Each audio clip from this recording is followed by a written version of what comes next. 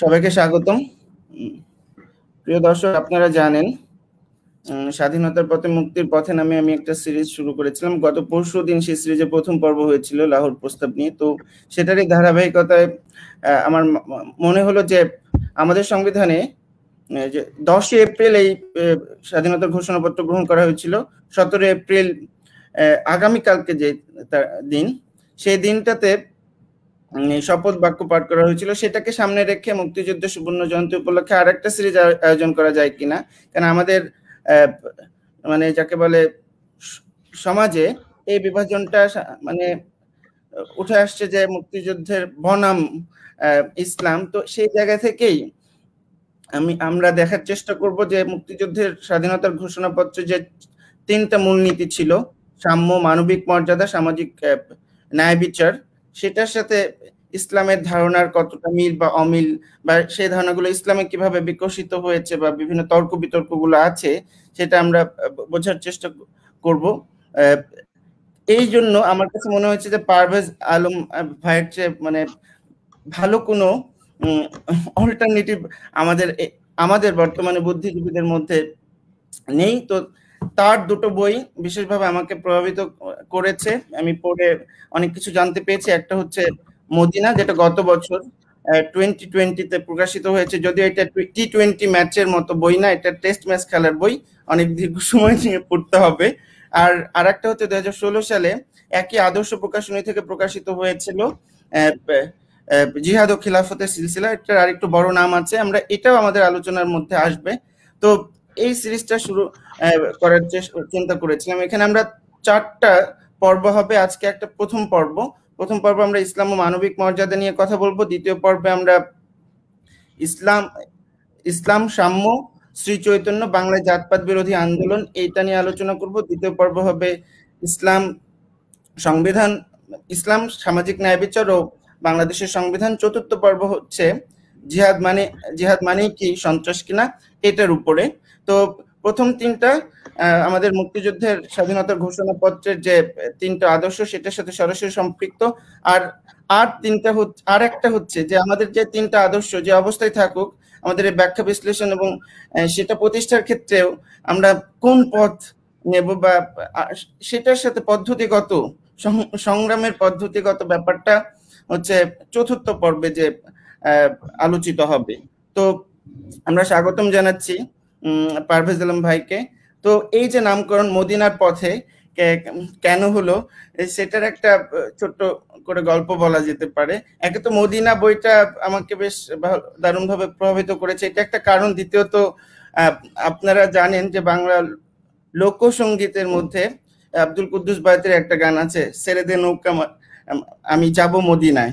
তাই এটা হচ্ছে আমরা এটাই জলপথ দিয়ে নৌকায় করে যাওয়ার কথা বলা হচ্ছে, স্থলপথ দিয়ে আমরা যেতে পারি, আকাশ পথ দিয়েও যেতে পারি। আর চতুর্থ নাম্বার পথ হচ্ছে পারভেজ আলম ভাইয়ের পথ। দেখা যাক পারভেজ আলম ভাইয়ের পথে আমরা কিভাবে মদিনায় যেতে পারি, এটা একটা ব্যাপার। পাশাপাশি আর একটা জিনিস আছে, আমাদের কাজী নজরুল ইসলামের একটা গান আছে যে আমি যদি আরব হতাম মদিনার পথ, তিনি মদিনার ধুলাবালি হতে চাইছেন। তো আমরা সেই ধুলাবালির ইমোশনে অনুভূতির আমাদের নানা আইনেও প্রশ্রয় দেওয়া হয়েছে অনুভূতিকে, এবং আমাদের কাজী নজরুল ইসলামও সেই অনুভূতিতে খানিকটা সুরসুরি দিয়েছেন বলতে হবে। তো সেই জায়গা থেকে আমরা কি অনুভূতিতে আটকে থাকবো, নাকি ইসলামকে আর একটু ভালো করে বোঝার চেষ্টা করব? সেই জায়গা থেকেও আমি আসলে এই মদিনার পথে বলতে কি বোঝায় সেটা জানার আমার ব্যক্তিগতভাবে আগ্রহ আছে। এবং এই বিষয়ে বইটা তো আমি পড়েছি, 2টা বই, পাশাপাশি এসব আলোচনা থেকেও আমি এবং আপনারা সবাই পরিষ্কার হবেন। তো আমি চলে যাচ্ছি পারভেজ আলম ভাই কাছে। পারভেজ আলম ভাই, আপনারা অনেকেই চেনেন, লেখক, গবেষক এবং রাজনৈতিক কর্মী হিসেবে নিজেকে পরিচয় দেন।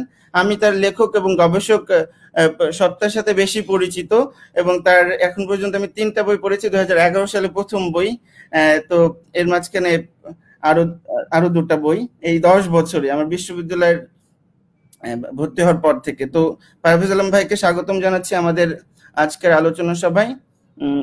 ভাই কেমন আছেন? ভালো আছেন? হ্যাঁ, জহির ভাই ভালো আছি। ধন্যবাদ। খুব সুন্দর একটা ভূমিকা আপনি রাখছেন এইখানে।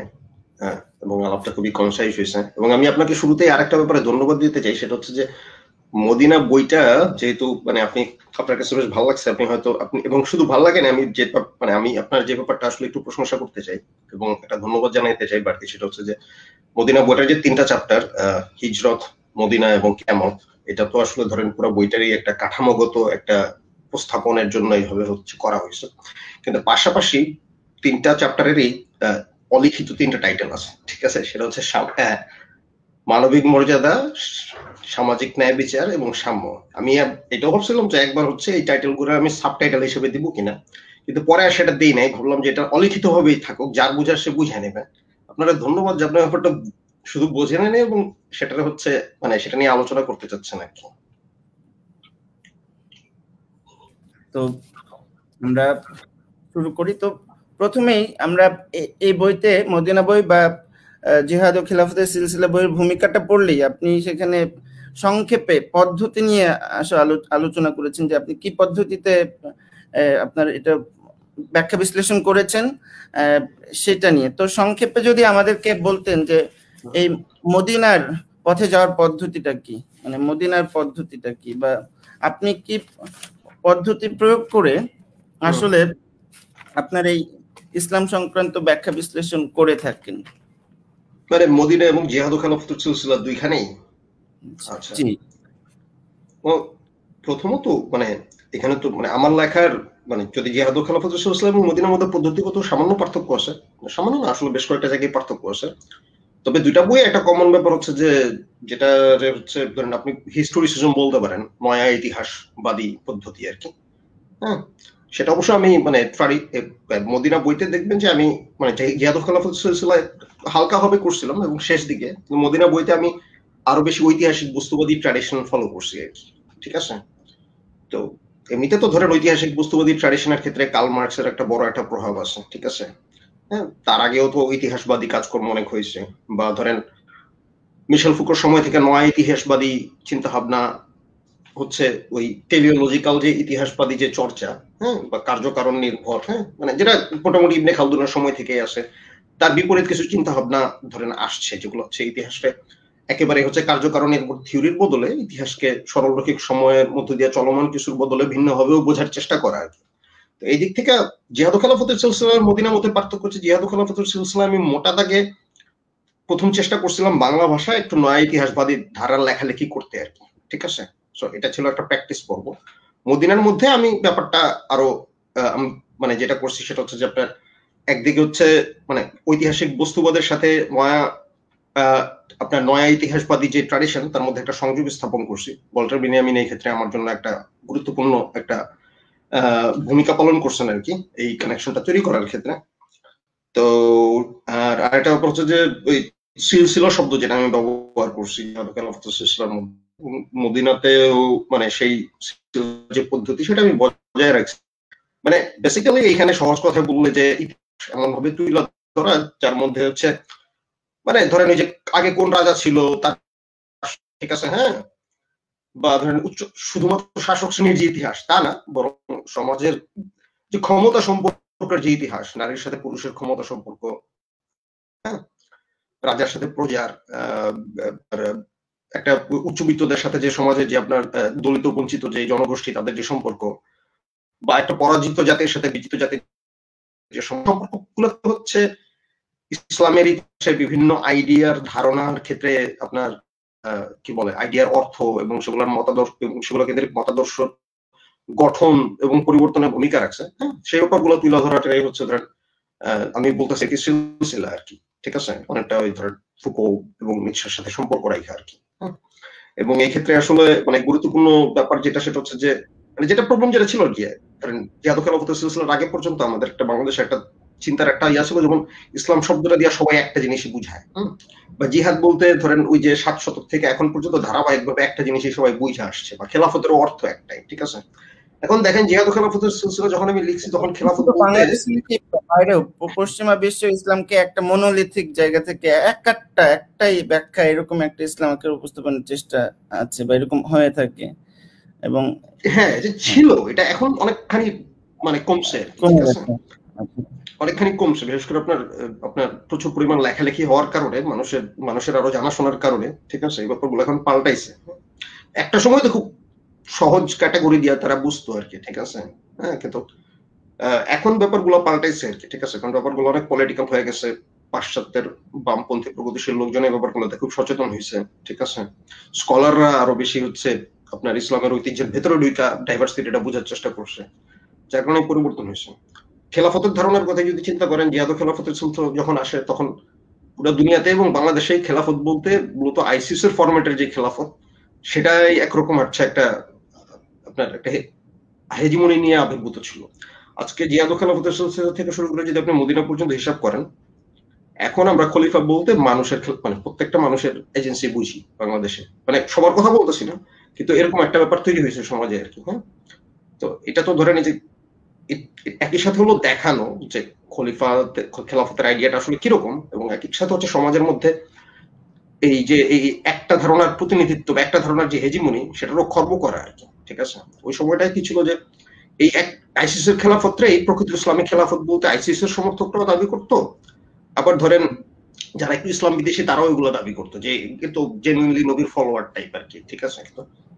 এখন কিন্তু চাইলেও আপনি খুব সহজে এই টাইপের চিন্তা আপনি সমাজে ঢুকাইতে পারবেন না, ঠিক আছে, কারণ হচ্ছে আমাদের সোসাইটিতে এর বিপরীতে যে ইসলামের মধ্যে চিন্তাগুলোর যে ঐতিহাসিক বিবর্তন, হ্যাঁ, খলিফার আইডিয়ার কথাই যদি ধরেন, খলিফার আইডিয়া নিয়ে জালিম মুসলিমের মধ্যে সংগ্রাম হয়েছে না, উমাইয়া খলিফারা হচ্ছে নিজেদের ইচ্ছায় আল্লাহর ইচ্ছা প্রচার করছে, হ্যাঁ, তাদের স্বৈরাচারী খেলাফত প্রচার করছে খেলাফত, কিন্তু এখন আমরা জানি যে মানে আপনি যদি ইচ্ছা কোরআনে ফিরে যান, আল্লাহ মানুষের বানাইছে এই খেলাফত খলিফা হিসেবে, তাই না?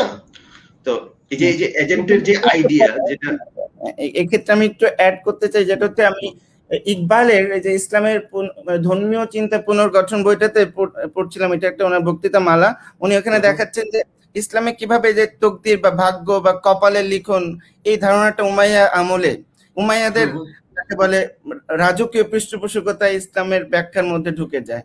তো এই ব্যাপারগুলো, আর এটা একটা পয়েন্ট। যেমন আর খিলাফতের ধারণাটা আপনি যে বলছেন যে মানুষের খিলাফতের ধারণাটা যে এখন চর্চিত হচ্ছে, এটা তো বাংলাতে আগেও ছিল, এটা পরবর্তীতে বোধহয় হ্যাঁ, এটা বোধহয় পরে এটা ডোমিনেট আর থাকতে পারে না, মানে এটা একটা চাপা পড়ে গেছে। হ্যাঁ, মাঝখানে আমরা হারায় ফেলছিলাম, তো যার মানে দুইটা মানে যেটা বললাম আর কি, ইসলাম নিয়ে একদিকে সালাফিবাদী ব্যাখ্যা, আরেকদিকে খুব মানে আপনার নিউ এথিস্ট এবং বিজ্ঞানবাদী ব্যাখ্যা, ঠিক আছে, এরকম একটা পর্যায়ে এসে মানে হিস্টোরিসিজমের দিক থেকে আমি হয়তো নতুন কিছু লিখতেছি বাংলায়, কিন্তু এর বাদে এমন অনেক জিনিস আমি হচ্ছে লিখতেছি যেগুলো আসলে মোটেও নতুন না, যেগুলো জাস্ট হারায় যাচ্ছিল আর কি, ঠিক আছে, সেগুলোরে জাস্ট ফিরে আনা আর কি। হ্যাঁ, আপনি বলছিলেন যে আপনি হিস্ট্রিসিস্ট ইতিহাস লিখছেন, এবং সেক্ষেত্রে ফুকো এবং যাকে বলে তার আগে নিটশের প্রভাব আপনি স্বীকার করেছেন, এবং এই বইতে এসে আমরা আরো দুজনের নাম বিশেষভাবে পাচ্ছি, সেটা হচ্ছে আগামবেন এবং মানে বালচার। হ্যাঁ, তো এই দুজন সম্পর্কে কিছু বলতে চান? মানে এদের নাম আমরা সেটা হচ্ছে যে মানে মেথোডোলজিক্যাল আলাপ আসলে খুব বেশি না ঝামেলা আর কি ইসের মধ্যে আর কি, বিশেষ করে এই টাইপের আলোচনা আর কি। হ্যাঁ হ্যাঁ না ওটা হ্যাঁ না, তারপর আমি বলি যে মেথোডোলজির কারণে কি কারণে হচ্ছে কোন জায়গায় ওয়াল্টার বেনিয়ামিন এবং জর্জ আগামবেন আমার কাছে গুরুত্বপূর্ণ হয়ে উঠছে, ধরেন ওই ফুকোর পরে আর কি, হ্যাঁ, ফুকো নিচিয়ান বা মার্কসের পরে আর কি। সেটা হচ্ছে কারণ হচ্ছে যে আপনার এক নম্বর তো আমি প্রথমেই বললাম যে ওয়াল্টার বেনিয়ামিনের একটা ইন্টারভেনশন আছে মার্কসিজমের মধ্যে, হিস্টোরিক্যাল ম্যাটেরিয়ালিজমের একটু নতুন ধরনের অ্যান্টিটেলিওলজিক্যাল চিন্তা হাজির করার ক্ষেত্রে, ঠিক আছে। আর ফুকোর সাথে আগামবেনের একটা পার্থক্য আছে এইখানে, সেটা হচ্ছে যে ফুকো যখন যে জেনোলজির কথা বলতো, হ্যাঁ, যে সিলসিলা বা জিনিওলজির কথা বলতো, হ্যাঁ, সেইটা ফুকো কিন্তু দুই ধরনের দুইটা মানে মেথডের কথা বলছে, একটা হচ্ছে আর্কিওলজি আর একটা হচ্ছে জিনিওলজি। আর্কিওলজি হচ্ছে একটা সময়ের যেই চিন্তা বা জ্ঞান কোনো একটা বিষয়ে, কোনো একটা আইডিয়ার বিষয়ে, সেটার পিছনে যে আর্কাইভ থাকে, সেটার পিছনে যে এপিস্টেম থাকে, জ্ঞান তত্ত্ব থাকে, যেসব ইনস্টিটিউশন থাকে, অন্যান্য যেসব বিভিন্ন অ্যাপারেটাস থাকে সেই জ্ঞানটা প্রডিউস করার জন্য, ঠিক আছে, সেইটারে খুঁড়া বের করা বা বিশ্লেষণ করার ফুকো বলছেন আর্কাইভ, সরি আর্কিওলজি। জেনিওলজি হচ্ছে আপনার বিভিন্ন সময়ের যে আর্কিওলজি গুলো থাকে সেই পরিবর্তন গুলো দেখানো বা বোঝানো আর কি, ঠিক আছে। কিন্তু ফুকো যখন লিখছে নিটশে জিনোলজি হিস্টরি, যে এই লেখাটার মধ্যে ব্যাপারগুলো ম্যাথোলজিক্যালি সবচেয়ে ভালো মতো আলোচনা আছে, তখন কিন্তু পোস্ট স্ট্রাকচারালিজমের একটা জয় জয়কার চলতেছে। তো ফুকো বেসিক্যালি ওই অ্যান্টি মানে আপনার ওই পুরনো যে হিস্টোরিসিজম সেটার সমালোচনা কইরা, ঠিক আছে, হ্যাঁ, ক্ষান্ত দিয়ে দিছে, হ্যাঁ, মানে আপনার ওই একটা ওই যে আপনার মেটা ন্যারেটিভের সমালোচনা বা অরিজিনের সমালোচনা সেগুলো কইরা ক্ষান্ত দিয়ে দিছে, কারণ ওইটাই ওই সময় এনাফ ছিল, ঠিক আছে। কিন্তু মানে এটা আমার জন্য এনাফ না, ঠিক আছে। যার কারণে আগামবেন আমার কাছে গুরুত্বপূর্ণ এই কারণে, কারণ আগামবেনের মধ্যে প্রত্যেকটা আর্কিওলজি কাল অ্যানালিসিস দিন শেষে এক একটা প্যারাডিগমাটোলজি, ঠিক আছে। Because you are always dealing with, যেই সময় আপনি কোনো একটা সার্বিক বাদ দেন, ফুকো সার্বিক, ফুকো দেরিদা, মানে পোস্ট স্ট্রাকচারালি সবাই তো সার্বিক সার্বজনীন আইডিয়াগুলোরে অস্বীকার করে বিশেষে গুরুত্ব দিছে, ঠিক আছে। কিন্তু আগামবেন বলতেছে যে বিশেষ মানেই হচ্ছে তো এরকম না যে বিশেষের নৈরাজ্য, মানে এটা আগামবেন বলেন, আমি বোঝানোর জন্য বলতেছি আর কি, ঠিক আছে। কিন্তু একটা বিশেষও খুব গুরুত্বপূর্ণ একটা উদাহরণ হইতে পারে, হ্যাঁ, ইতিহাসের একটা বিশেষ ঘটনা বা ধরেন আইনের কোন একটা বিশেষ ক্যাটাগরি, যেমন জরুরি অবস্থা, এমন একটা ক্যাটাগরি যেটা যে জায়গায় জরুরি অবস্থা কথাটা নাই সেই জায়গাটা বুঝতে আমাদের হেল্প করতে পারে। একটা প্যারাডাইম, জরুরি অবস্থা একটা প্যারাডাইম, যেটা আগামবেন বলে হোমোসেকের একটা প্যারাডাইম, ঠিক আছে।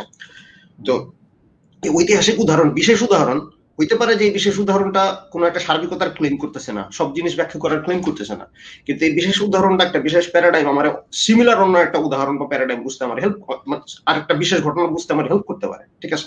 এইখানে হচ্ছে এই ক্ষেত্রে আপনি সম্ভবত মদিনা প্যারাডাইম দিয়ে বাংলাদেশ বা বাংলাদেশের জন্মটাকেও বোঝার চেষ্টা করেছেন। তো আমি সেদিকে যাব, তো হ্যাঁ আপনি শেষ করতে পারেন এই মেথোডোলজিক্যাল আলাপ। এটাই মেথোডোলজি, মানে যদি সারসংক্ষেপে বলি, আর টেক্সচুয়াল এবং আপনার শিল্পের অ্যানালিসিসের ক্ষেত্রে আমি এক ধরনের কালচারাল অ্যানালিসিসের যে পদ্ধতি, বস্তু আর থিওরির মধ্যে যে আপনার এক ধরনের সংযোগ বিক্রিয়া, সেটা আমি করার চেষ্টা করছি মদিনাতে আর কি, আচ্ছা, যেটা আবার জিহাদ ও খেলাফত সিলসিলায় ছিল না আর কি। হ্যাঁ, তো আপনি এখানে একটা মানে কথা যেটা ব্যবহার করেছেন, যেটা আমাদের আলোচনার জন্য গুরুত্বপূর্ণ হবে, যে আগামবেনের এই প্রোফানেশন ধারণাটা ব্যবহার করতেছেন এবং বলেছেন যে আপনি এই লেখার মাধ্যমে নিজে প্রোফানেশনের ধারণাটা আপনি আসলে মানে প্র্যাকটিস করছেন, মানে চর্চা করছেন, এবং এইটা প্রোফানেশন দিয়ে আপনি কি বুঝেছেন, এবং এটা যদি বলার মাধ্যমে আমরা এটা আসলে এটা অনেকটা মার্কসের যে যেমন ডাস ক্যাপিটালের সেকেন্ড মানে এডিশনের আফটারওয়ার্ড বলেছিলেন যে হেগেলের যে রেশনাল একটা কার্নেল আছে আর উপরেরটা হচ্ছে মিস্টিসিজম, তো আপনি রেশনাল ইসলামের রেশনাল কার্নেল ব্যবহার মানে বের করে আনার চেষ্টা করছেন কিনা এর মাধ্যমে, আপনার যে জার্নিটা সেটার মাধ্যমে আমি এইভাবে দেখতে পারি কিনা, এটা আমার মনে হয়েছে। আমি এইভাবে আসলে চিন্তা করি নাই, মানে হেগেলের প্রেক্ষিতে, মানে আমার মূল কনসার্নটা এই ক্ষেত্রে যদি আপনি ওই ভূমিকায় খেয়াল করেন মদিনার, তাহলে দেখবেন আমার মূল কনসার্নটা এখানে হচ্ছে মানে ক্যাপিটালিজমের প্রেক্ষিতে, ঠিক আছে। অনেকে কিন্তু প্রোফেনেশনকে মনে করতে পারে আমি ইসলামের অপবিত্রতা করতেছি, যেটা হচ্ছে ইসলামপন্থীদের কিছু কিছু লোকজন ইদানিং এটা নিয়ে কনসার্ন। তারা বলতেছে যে পারভেজ আলম এবং আরো কিছু সুফিবাদী কিছু লোক তারা ইসলামের বিভিন্ন আপনি এটা মানে অপবিত্রকরণ না, এটা প্রথমে বলেছেন যে শাব্দিক অর্থ দাঁড়ায়, কিন্তু এটা তারপরে আপনি সেক্রেড এবং প্রোফেনের রোমান আইনের জায়গা থেকে ব্যাখ্যা করেছেন, তাহলে তারা কি ঠিক মতো মনোযোগ দিয়ে পুরোটা পড়ে নাই নাকি? এটা আমি জানি না, হয়তো যেহেতু ইসলামী টার্মিনোলজি গুলা মানে তারা মানে আলেম ওলামারা ছাড়াও এখন সাধারণ মানুষজন এমন ভাবে ব্যবহার করতেছে যেটার জন্য তাদের অথরিটির আর আসলে প্রয়োজন হচ্ছে না, এতে হয়তো তারা স্কেয়ার্ড, এবং এটাই তারা অ্যাকচুয়ালি ব্যাপারটা তো তাদের প্রেক্ষিতে এটা অপবিত্র করনি, কারণ এটা তাদের সেক্রেড স্ফিয়ারে ছিল। সো আপনি যখন সেখান থেকে বের করে আনতেছেন, হ্যাঁ, তখন মানে তাদের জন্য কিন্তু আসলে সেক্রেডনেস গুরুত্বপূর্ণ, এটা মাথায় রাখতে হবে। They have a idea of sacredness, ঠিক আছে। হ্যাঁ, ধরেন আমার হাদিস নিয়ে আলোচনা কি কারণে হচ্ছে অনেকে নিতে পারে না ইসলামপন্থীদের মধ্যে, কারণ তাদের কাছে হাদিস দিন শেষে একটা সেক্রেড স্ফিয়ারের ব্যাপার, যে সেক্রেড স্ফিয়ারটা তারা মেনটেন করে, ঠিক আছে। হ্যাঁ, তো সেটা নিয়ে যখন কেউ মন্তব্য করতেছে বা সেখান থেকে বের করে আনতেছে, নতুন ব্যবহার করতেছে, এটা তারা নিতে পারে না। তারা এটা মনে করে যে তাদের পবিত্রতা লঙ্ঘন হচ্ছে। আর আমি যেটা প্রফেশনাল বলি সেটা হচ্ছে যে ব্যাপারটা আমি যেভাবে ব্যাখ্যা করছি খুব সিম্পলি, কম কথায়, সেটা হচ্ছে যে মানে অ্যাকচুয়ালি কিন্তু প্রফেশন কিন্তু সবসময় প্রতিযোগী হয়েছে, প্রতিযোগী। ধরেন এমনকি নবী রাসূলরাও যখন তারা সমাজ সংস্কার করতে আসছে, ঠিক আছে, তারা প্রফেশন ঘটাইছে। হ্যাঁ, ঈসার সাথে পুরোহিত সংঘর্ষ হয়েছে না, ঠিক আছে। হ্যাঁ, তো এরকম থাকে আর কি। ধরেন এবং ধরেন ইসলামের নবী যখন আসছে তিনিও পুরাতন জিউইশ এবং খ্রিস্টিয়ান যেই সেক্রেড স্ফিয়ার গুলো আছে সেখান থেকে জিনিসপত্র বের করে আনছেন, ঠিক আছে। হ্যাঁ, তো মানে একটা পুরোহিততান্ত্রিক যে কাঠামো সেখান থেকে বের করে আনছেন। ঠিক আছে, এখন ব্যাপারটা বলতে চাচ্ছি যে মানে প্রফেশনটা আমাদের সময় আগামী যেটা বলে এটা অনেক টাফ, কারণ এখন হচ্ছে কি সবকিছুই একরকম ক্যাপিটালিজমের বলয়ে চলে যায়। আর যাই আমরা ভাবি যে আমরা সেকুলার বলয়ের মধ্যে আছে, যা আমরা মনে করি তার একটা বড় অংশ হচ্ছে ক্যাপিটালিজমের যে স্যাক্রেড স্ফিয়ার সেটার আন্ডারে চলে গেছে। প্রবলেম হচ্ছে যে ক্যাপিটালিজমের যে স্যাক্রেড স্ফিয়ার এটা আমরা স্যাক্রেড মনে করি না, এমনকি ইসলামের যে স্যাক্রেড স্ফিয়ার সেটাও আসলে ক্যাপিটালিজমের স্যাক্রেড স্ফিয়ারের ভেতরে চলে গেছে। কিন্তু আমরা মনে করি বেঞ্জামিন এর কথা ধরে যে এটা একটা ধর্মতত্ত্ব বা ধর্ম আকারে হাজির হয়েছে। আর আগামী যেটা বলে যে মানে ক্যাপিটালিজম প্রফেশনটা প্রায় অসম্ভব করে তোলে, কারণ হচ্ছে যে আপনি তো ধরেই নেন যে কোন জিনিস আপনি যখনই হচ্ছে মানে মানে কি বলে আপনার ক্যাপিটালিজম ইয়ে করছে না, আমাদের ধরেন কিসের কথাই ধরি, কমোডিটি ফ্যাটিসিজমের কথাই ধরি। ঠিক আছে, হ্যাঁ, এখন কমোডিটি ফ্যাটিসিজমের মধ্যে কমোডিটি তো এখন ধর্ম ও কমোডিটি, তাই না? বাংলাদেশের এই যে আলেমুলামারাও ইদানিং ধরেন মানে এই কমোডিটি মানে ধর্মের কমোডিটি হিসেবে হাজির করতেছে না ক্যাপিটালিজমের নিয়ম কানুন মাইনা। এখন এখানে আসলে হচ্ছে কি, সেটা হচ্ছে যে যা তারা স্যাক্রেড বলতেছে সেটা অলরেডি একটা মানে সেকুলারাইজড, হ্যাঁ, এবং একটা প্রোফেন একটা জগতে প্রবেশ করছে। কিন্তু সেই প্রোফেন জগৎটা অ্যাকচুয়ালি প্রোফেন না, সেটা পুরোটাই হচ্ছে ক্যাপিটালের স্যাক্রেডনেসের আন্ডারে, বুঝছেন? কিন্তু যার কারণে হয় কি, কিন্তু আমরা মনে করি এটা প্রোফেন। হ্যাঁ, ক্যাপিটালিজমের বলয় যেটা চলে যায় সেটা প্রোফেন করা খুব টাফ হয়ে যায়, কারণ ওটা এমনিতেই প্রোফেন মনে হয়। ঠিক আছে, হ্যাঁ, এবং ওটার কাজকর্মগুলোও প্রোফেন। ঠিক আছে, সেইখানে ক্যাপিটালের বলয় থেকে জনগণের জন্য কোন একটা টার্ম হচ্ছে বের করে আনা, হ্যাঁ, মানে অ্যাকচুয়াল যেটা আমি প্রফেশন বলতাছি বা আগামবেন যেটা প্রফেশন বলে ওয়াল্টার বেঞ্জামিনের ফলো করা, সেটা তো খুব টাফ কাজ। তো হ্যাঁ, আমি প্রফেশনের চেষ্টা করছি, কতটুকু সফল হয়েছি সেটা আসলে সময় বলে দিবে। এখন সম্ভবত আমাদের নানা কারণে এক্ষেত্রে মানে বাঙালি সমাজে লেখাপড়া আগের তুলনায় বাড়া এবং এই সমাজে গত 200 বছর প্রিন্টিং টেকনোলজির ব্যবহার এবং আমাদের অনেকে কর্মসংস্থানের জন্য মধ্যপ্রাচ্যে যাওয়ার ফলে যে আসল টেক্সট বনাম যে আমাদের যে লোকাল ব্যাখ্যা ইসলামের ছিল সেটার মধ্যে একটা সংঘর্ষ হচ্ছে। এবং এটা যেটা হচ্ছে যে এখন ওই যে আসল টেক্সট বা মূল টেক্সটের কাছাকাছি বা সেটা অনুসরণ করা, এই প্রবণতাটা তো গত 200 বছরে অনেক বেড়েছে। এটা লোকাল ইসলাম যে বলে যেটাকে বলা হয়, এবং অনেকে লোকাল ইসলামকে বাংলাদেশে সেকুলার প্রমোট করার চেষ্টা করে। তো এইটাকে কিভাবে দেখেন আপনার জায়গা থেকে? মানে এটা আমাদের জন্য প্র্যাকটিক্যালি গুরুত্বপূর্ণ বলে আমার কাছে মনে হয়। মানে আসলে লোকাল ইসলামও তো আমাদের কোনো একটা জিনিস ছিল না কখনো, তাই না? অবশ্যই না। আমি যেটা দেখি যে ধরেন আমাদের কালচারের মধ্যে ইসলাম যেভাবে ছিল সেটার হয়তো আলাদাভাবে ধরেন আপনি বিভিন্ন আলাপ আলোচনার মধ্যে দিয়ে হয়তো তার কিছু বৈশিষ্ট্য আপনি হয়তো আলোচনা করতে পারবেন আর কি, সেগুলো চাইলে লোকাল বলা যায় আর কি। ঠিক আছে, হ্যাঁ, মানে অরাল এবং আপনার লিটারাল যেই আপনার ট্র্যাডিশন গুলা সেগুলো আসলে সব বাংলাদেশে না সবখানেই ছিল আর কি। আমাদের এইখানেও অরাল এবং হচ্ছে লিটারাল ট্র্যাডিশন ইসলাম কেন্দ্র করে ছিল। অভিজাতরা আশরাফরা আসলে ওই যে লিখিত জিনিসপত্র বেশি পড়তো, সাধারণ মানুষের যেহেতু অক্ষরগুণ কম তারা ওরাল ট্র্যাডিশনের উপর ডিপেন্ড করতো আর কি। ঠিক আছে, কিন্তু এর মধ্যে ধরুন যে একটারে আপনার লোকাল আর একটারে হচ্ছে বিদেশি, এইভাবে ভাগ করা হয়তো প্রবলেমেটিক। আর আমাদের লোকাল ইসলামের মধ্যে তো কত ধরনের আপনার কত আলাদা আলাদা ঘরানা, আলাদা আলাদা ইয়ে আছে না, তো সেটা আমি মনে করি আর কি। যেটা বললেন হ্যাঁ এটা সত্য যে বর্তমানে যেহেতু একটা হচ্ছে প্রিন্টিং টেকনোলজি, একটা হচ্ছে কন্টেম্পোরারি ইন্টারনেট টেকনোলজি, যার কারণে হচ্ছে সবাই হচ্ছে ডিরেক্ট বইপত্র পড়তেছে। ডিরেক্ট বইপত্র পড়ার কারণে দেখা গেছে যে ওই বাংলাদেশের যে দেখেন, ওটা আমি বলবো যে শুধু ইসলাম না, আমাদের যে ট্র্যাডিশনাল যে বুদ্ধিবৃত্তি সেটাও তো আসলে একরকম মায়ের খেয়ে গেছে এই ইন্টারনেটের যুগে এসে। ঠিক আছে, আমাদের পুরনো অনেক বুদ্ধিজীবী এখন একরকম একটা ক্রাইসিসে পড়ে গেছেন তারা, কারণ তারা একসময় আসলে বুদ্ধিজীবিতা করতেন বাংলাদেশের মানুষের অজ্ঞতার উপরে ডিপেন্ড করে আর কি। ঠিক আছে, হ্যাঁ, বা তাদের যে অ্যাক্সেস সেটার অভাবের কারণে আর কি। হ্যাঁ, যারা একটু বিদেশি বইপত্র পড়তে পারতেন আগে তারাই হচ্ছে বুদ্ধিজীবী হিসাবে নাম পাওয়া যেতেন।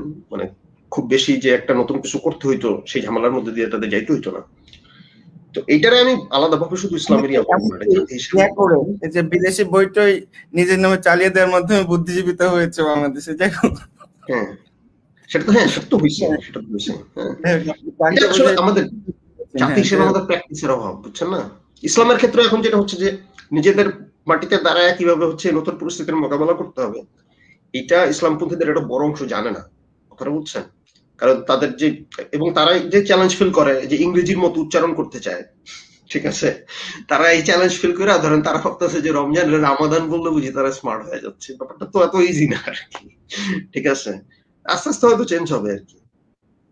জি জি। তো আমরা এবার ইয়াতে আলোচনার মানে যাকে বলে আমাদের দ্বিতীয় ভাগটাতে ঢুকে যে আপনি এই এই বইতে মদিনাতেই কতগুলো প্যারাডাইমের কথা বলেছেন। তার মধ্যে প্রথম একটা হচ্ছে আলোচনাটা হয়েছে, কয়েকটা আমার কাছে মনে হয়েছে আরো থাকতে পারে, সেটা হচ্ছে মদিনা প্যারাডাইম, মাহাদীয় প্যারাডাইম, তারপরে সাকিনা, এই তিনটার কথা বলেছেন। তো আমাদের বাংলাদেশের জার্নির সাথে মানে যাত্রার সাথে জন্মের সাথে ইসলামের মানে জন্মের কিছুটা সাদৃশ্য পাওয়া যায়। যেমন ধরেন এমনকি আহমদ সফর আলাত চক্র উপন্যাসে যে দানিয়েল চরিত্র একটা মানে মানে যাকে বলে ইহুদি চরিত্র মানে নাম, এবং তারাও ছিল রিফিউজি। তো এই প্রেক্ষাপটে আপনি সাকিনা এই প্যারাডাইমটা সম্পর্কে যদি আমাদেরকে বলতেন, এবং বাংলাদেশের জন্মের সাথে এটা কি ধরনের সম্পর্ক বা মিল এটা পাওয়া যায় কিনা, বা কি ধরনের মিল বা অমিল কি, সেটা নিয়ে যদি একটু আলোচনা করতেন। আচ্ছা, এই ক্ষেত্রে দুটো জিনিস বইলা নেই। একটা হচ্ছে যে সাকিনা টার্মটা আমি আসলে প্যারাডাইম হিসেবে ব্যবহার করি না, ঠিক আছে। হ্যাঁ, সাকিনা বরং একটা এই বইয়ের একটা কি কনসেপ্ট বলতে, অরিজিনালি কোনো কি কনসেপ্ট ছিল না, কিন্তু বইটা লেখার সময় যেটা আমি বলছি যে মানে কালচারাল অ্যানালিসিসের যে পদ্ধতি, যেটা হচ্ছে যে অ্যাকচুয়ালি ধরেন যে জিনিসগুলো নিয়ে আমি কথা বলতেছি এটা একটা ধরেন এক্সপেরিমেন্টের মতো, যে ধরেন কোরআনের একটা আয়াত নিয়ে বা ওই যে যেটা হচ্ছে যে আপনার যে বিশ্বনবী বইটা পড়তে গিয়ে এবং তারপরে সেটা কোরআনের আয়াত পড়তে গিয়ে এই টার্মটা কি বের হয়ে আসে, এবং তারপরে হচ্ছে এই টার্মটা নিয়ে অন্যান্য আলোচনা, ঠিক আছে, তার মধ্যে দিয়ে এই টার্মটা ধরেন ডেভেলপ করছে সাকিনা টার্মটা, ঠিক আছে। সাকিনা নিয়ে তো ধরেন ওয়ালটার জর্জ অগাম্বিনেরও লেখা আছে সেকিনা নামে, ঠিক আছে। হ্যাঁ, সেটার সাথেও এক ধরনের দূরত্ব রক্ষা সম্পর্ক এবং দূরত্ব রক্ষা করা হয়েছে এই লেখায়। কিন্তু এবং আরেকটা বলছে যে সাকিনা টার্মটা আমি আসলে ব্যবহার করি হচ্ছে বিশেষ করে আপনার এই যে যেটা আপনারা হয়তো মানে সহজ ভাষায় হয়তো বললে হয়তো পোস্ট মডার্ন বলা যায়, কিন্তু পোস্ট স্ট্রাকচারালিস্ট যে টেন্ডেন্সি ছিল আর কি, যেটা আপনার ওই টেরিদা দলুজ এদের মধ্যে আসে আর কি, ঠিক আছে। হ্যাঁ, অর্থ কর্তা সত্তা সবকিছুরই একটা ট্রাভেলের মধ্যে আবিষ্কার করার একটা ব্যাপার, এটা তার বিপরীত একটা জিনিস আর কি, ঠিক আছে। এটা বলতে পারেন যে পোস্ট মডার্ন যে টেন্ডেন্সি সেই টেন্ডেন্সির বিপরীতে একটা কনসেপ্ট আমি হচ্ছে সাকিনার মাধ্যমে হাজির করার চেষ্টা করছি। তবে এই আলাপটা মনে হয় মানে আপনার বিশেষ করে মদিনা প্যারাডাইম এবং ধরেন সাকিনা নিয়ে যদি আলাপ করতে চাই, মানে সাকিনা নিয়ে কিছুটা আলাপ যদি করতে চাই আজকে করা যেতে পারে, কিন্তু মানে সেটা হয়তো আরেকটু কিছু মানে আপনার প্রথম চ্যাপ্টারটা নিয়ে একটু আলাপ সাইরা নিয়ে আর কি। কিন্তু মানে মদিনা প্যারাডাইমের আলাপটা আমার মনে হয় আমাদের ওই যে পরবর্তীতে যেটা আপনার ওই যে ন্যায় বিচার নিয়ে যে পর্বটা থাকবে আর কি, হ্যাঁ, সেই আলাপে আমাদের জন্য আর কি বেশি আর কি প্রাসঙ্গিক হবে আর কি।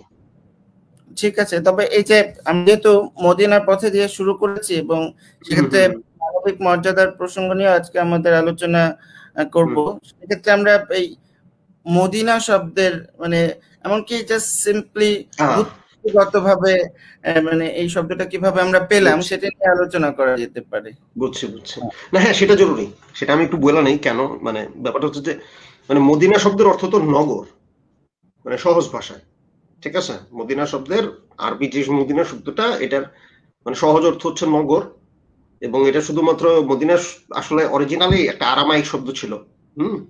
আরামাইক ভাষায় এটার মদিনার অর্থ এটা হিব্রু শব্দ, মানে প্রত্যেকটা ভাষাতেই মানে শব্দের অর্থ হচ্ছে বেসিক্যালি হচ্ছে আপনার নগর, ঠিক আছে। আরামাইক ভাষায় রূপটা রক্ষিত হয়েছে, তার মানে হচ্ছে যেখানে দিন আছে বা দিনের বাস্তবায়ন হয়েছে সেটাই হচ্ছে মদিনা আর কি, ঠিক আছে। মানে যেখানে দিন বা ন্যায় বিচার মানে যেখানে একটা বিচারিক সিস্টেম আছে, একটা আইনি সিস্টেম আছে, সেটাই নগর আর কি, ঠিক আছে। এটা তো ধরেন নগরের সাথে মানে আপনার জঙ্গলের অনেক পুরাতন পার্থক্য, জঙ্গলের আইন নগরের আইন, মানে নগরে একটা আইন আছে জঙ্গলে আইন নেই, মানে একেবারে পুরাতন রাষ্ট্রবিজ্ঞান আর কি, ঠিক আছে। তো মধ্যপ্রাচ্যে ধরেন মদিনা শব্দটা বেসিক্যালি কি হলো,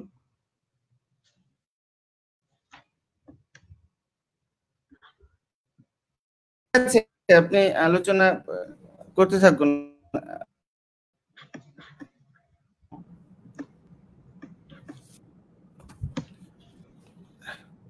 হ্যাঁ পারভেজ ভাই, আপনি আলোচনা চালিয়ে যান, আমি শুনতে পাচ্ছি তো।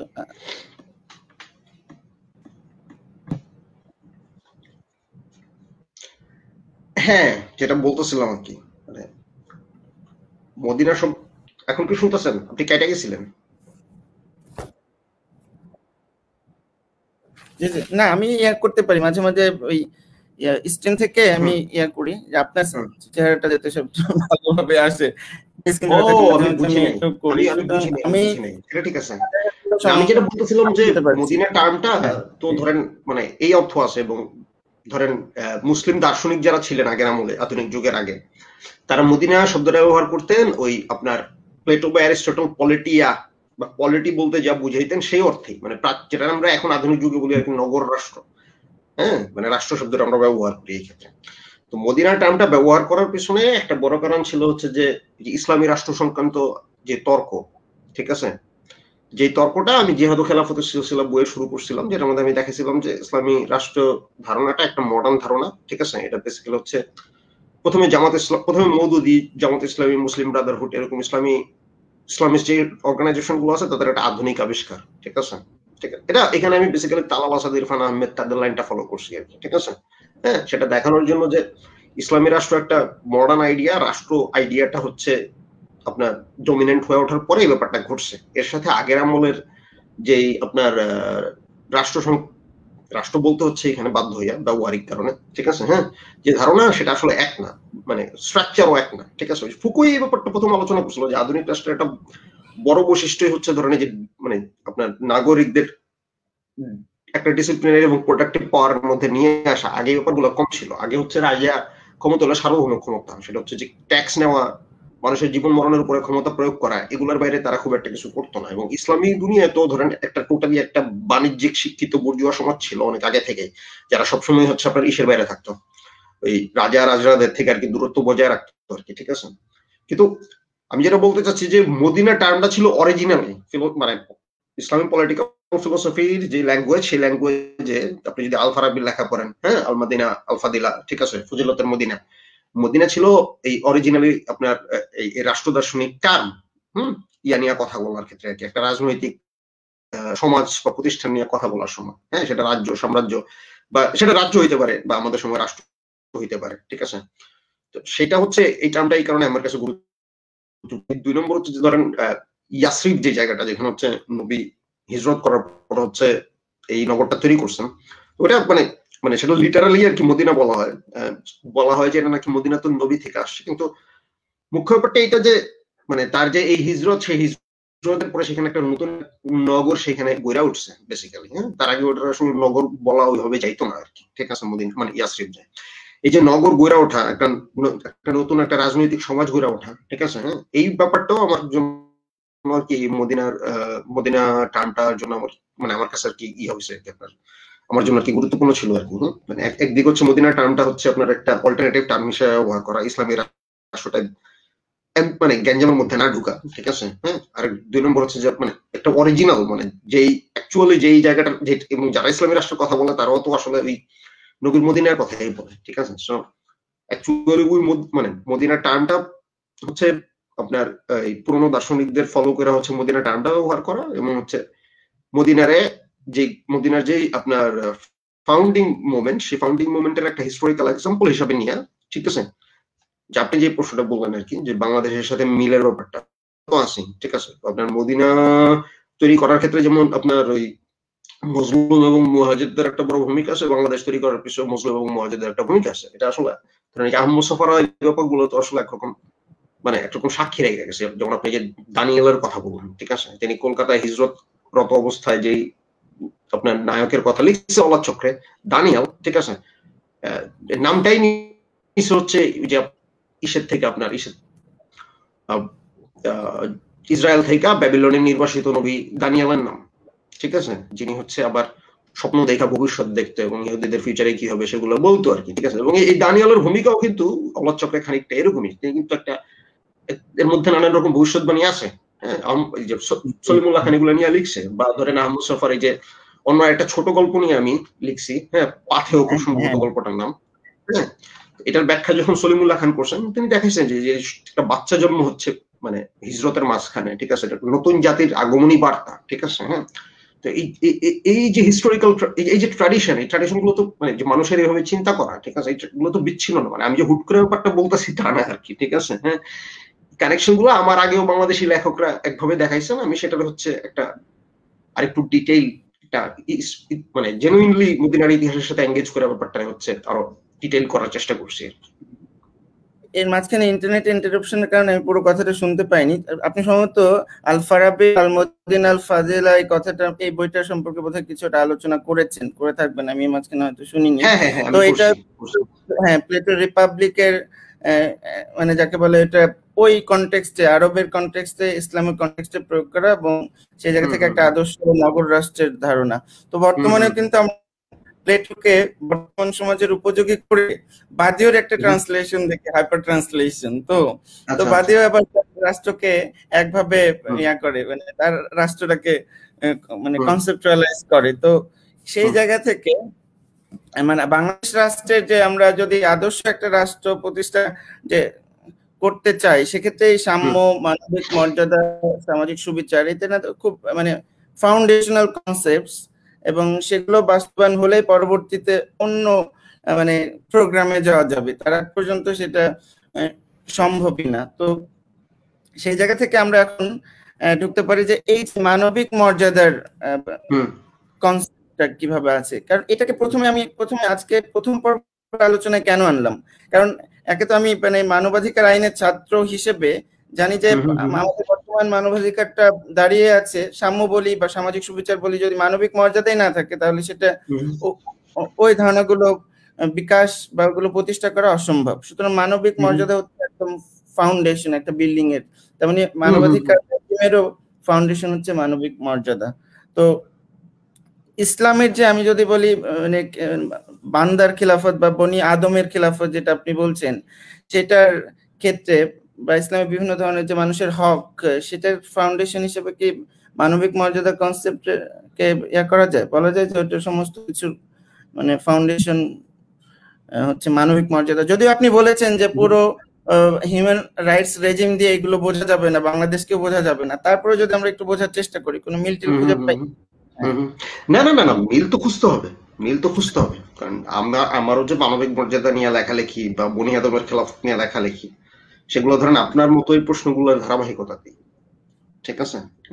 বাংলাদেশে ধরেন এই যে 13 সাল থেকে বিভিন্ন, সেটা ধরেন ফরদ মাজার লিখছেন, সলিমুল্লাহ খান লিখছেন, আর অনেকে লিখছেন, আমিও লিখছি, আপনার এই যে এই মানবিক আপনার মুক্তিযুদ্ধের স্বাধীনতার ঘোষণাপত্রে যে সাম্য, মানবিক মর্যাদা, ন্যায় বিচার, এই আইডিয়াগুলো নিয়ে তো ধরেন কত, এই যে এটা একটা খুবই গুরুত্বপূর্ণ জিনিস, এই যে 2013 সালের পর থেকে বাংলাদেশে এই ব্যাপারে অন্তত বাংলাদেশের আপনার বিদ্যুৎ এবং রাজনৈতিক সমাজের মধ্যেও আওয়ামী লীগ ছাড়া সবার মধ্যে একটা ঐক্যমত প্রতিষ্ঠা হয়েছে। সেই ঐক্যমতটা হচ্ছে যে এগুলো আমাদের স্বাধীনতার ঘোষণা, এবং এগুলা ছাড়া তো আসলে বাংলাদেশ রাষ্ট্রের কোনো মানে নাই, ঠিক আছে। তো এখন এইখানে ওই সেই জায়গা থেকে ধরেন আমি নিজেও মানবিক মর্যাদার আইডিয়া নিয়ে একটা সময় পার করছি এই বইটা লেখার আগে, এবং বেসিক্যালি ধরেন এক্ষেত্রে আমার মনে আছে যে প্রথমে ল্যারি সাইডেন্টের উপর একটা বই পড়তে গিয়ে প্রথমে দেখছিলাম যে মানে আদি খ্রিস্টানরা কিভাবে হচ্ছে আপনার মানবিক মর্যাদার আইডিয়াটা ডেভেলপমেন্টে একটা ভূমিকা পালন করছিল, ঠিক আছে। সেইখান থেকে আমি বেসিক্যালি আসলে উৎসাহী হয়ে উঠছিলাম। হ্যাঁ, তো ব্যাপারটা কি আসলে এটা শুধু আদি খ্রিস্টানরা, মানে মূল মুভমেন্টটা আসলে ওই বনি ইসরায়েলিদের মধ্যেই শুরু হয়েছিল এক্সিয়াল যুগের মানে প্রথম ভাগের সময়ই আর কি, মানে আপনার খ্রিস্টপূর্ব টাইমেই আর কি, ঠিক আছে। হ্যাঁ, মানে তখন থেকে হচ্ছে মানুষ মানে একটা মানুষের একটা সার্বজনীন আইডিয়া, ঠিক আছে, এক খোদার অধীন হিসাবে, হ্যাঁ, বা এক খোদার মানে এক খোদার অধীন হিসাবে, আল্লাহর দাস হিসেবে, মানে আসলে ওটা খুব দাস অর্থনীতির যুগ ছিল তো, ঠিক আছে। এবং প্রচুর যত বড় বড় সাম্রাজ্য মানে প্রচুর পরিমাণ দাস, ঠিক আছে। রোম এত বড় একটা সাম্রাজ্য ছিল, তার আন্ডারে বিভিন্ন জাতির লোকেরা দাস ছিল, ঠিক আছে। ওই কারণে ইহুদিদের মধ্যে যে আল্লাহর দাসের যে আইডিয়াটা ছিল, এটা একটা পাল্টা আপনার ওই সাম্রাজ্য, বা আপনি নিচে দাস হয়ে গেছেন, কিন্তু দাস হয়ে আপনি মানসিক ভাবে, হ্যাঁ, আপনি আসলে দাস না, কারণ আপনি অ্যাকচুয়ালি আল্লাহ ছাড়া আর কারো দাস না, কথাটা বুঝছেন। হ্যাঁ, এবং আপনি মদিনার 88 নম্বর পৃষ্ঠে বলেছেন, আমি একটু কোট করি, যে দুনিয়ার সার্বভৌমত্বের দাবিদার রোম সাম্রাজ্যের সাথে পাল্লা দিয়ে এক আল্লাহর সার্বভৌমত্বের ধারণা বিকাশ লাভ করেছিল। তো এটা এখন কিন্তু উল্টোটা হয়, যেমন আমি আইন পড়াতে যাই বা সংবিধান যখন পড়াতে যাই, তো এ ধরনের বা এমনকি আমি বিভিন্ন ওয়াজেও শুনি যে এই আল্লাহর সার্বভৌমত্ব তারা মানে, জনগণের সার্বভৌমত্ব মানে না, এবং এটা নিয়ে তো বাংলাদেশে আবার একটা ইয়ে আছে, জনগণের সার্বভৌমত্ব মানতে যাচ্ছে না, এই দুটোর মধ্যে কনফ্লিক্ট তৈরি করছে বা বিরোধ আছে বলে ভাবছে। তো হ্যাঁ, সামন্তবাদী চিন্তা ভাবনা। এরা মনে করে যে অ্যাকচুয়াল মানে এরা মনে করে যে আগের আমলের রাজা বাদশাহ শাসনই হচ্ছে একমাত্র ইসলামী শাসন। এটা হলো বেসিক্যালি ধরেন খেলাফতের আইডিয়াটা কমপ্লিটলি না বুঝার কারণে এই সমস্যাটা হয়েছে, ঠিক আছে? হ্যাঁ, মানে কেউ যদি মনে করে যে শুধুমাত্র রাজতন্ত্রের মাধ্যমে খেলাফত সম্ভব, গণতন্ত্রের মাধ্যমে সম্ভব না, আমি সাধারণত এইসব বিষয় নিয়ে মানে ডিরেক্ট কারোর উপরে কিছু চাপাই দিই না, কিন্তু এখন বলবো যে সে সুস্পষ্ট বিভ্রান্তির মধ্যে আছে। যা সামন্তবাদী স্বৈরাচার প্রেমী লোকজন মানে বাংলাদেশে যারা আছে তারাই হচ্ছে এই ধরনের চিন্তা ভাবনা করে, ঠিক আছে? মানে ইসলামপন্থীদের মধ্যে, ঠিক আছে? মানে বেসিক্যালি হ্যাঁ, ইন্টারেস্টিং একটা পার্থক্য দেখি যে কিছু কিছু ইসলামী দলগুলোর মধ্যে আল্লাহ সার্বভৌমত্বের দাবির কথা আমি দেখি, মাওলানা ভাসানীর মধ্যেও দেখতাম, বাট তাদের দুইজনের কনসেপ্ট, দুই ধারার কনসেপ্টুয়ালাইজেশন ভিন্ন। একটা হচ্ছে তাকওয়ার উপরে ভর করে, আর একটা হচ্ছে যাকে সুফিবাদী ধারণা, ভালোবাসা, আল্লাহকে ভালোবাসা এবং আল্লাহর মালিকানা প্রতিষ্ঠা এবং ব্যক্তির মালিকানা উচ্ছেদ, এরকম পর্যায়ে যায় মাওলানা ভাসানী বলেছিল।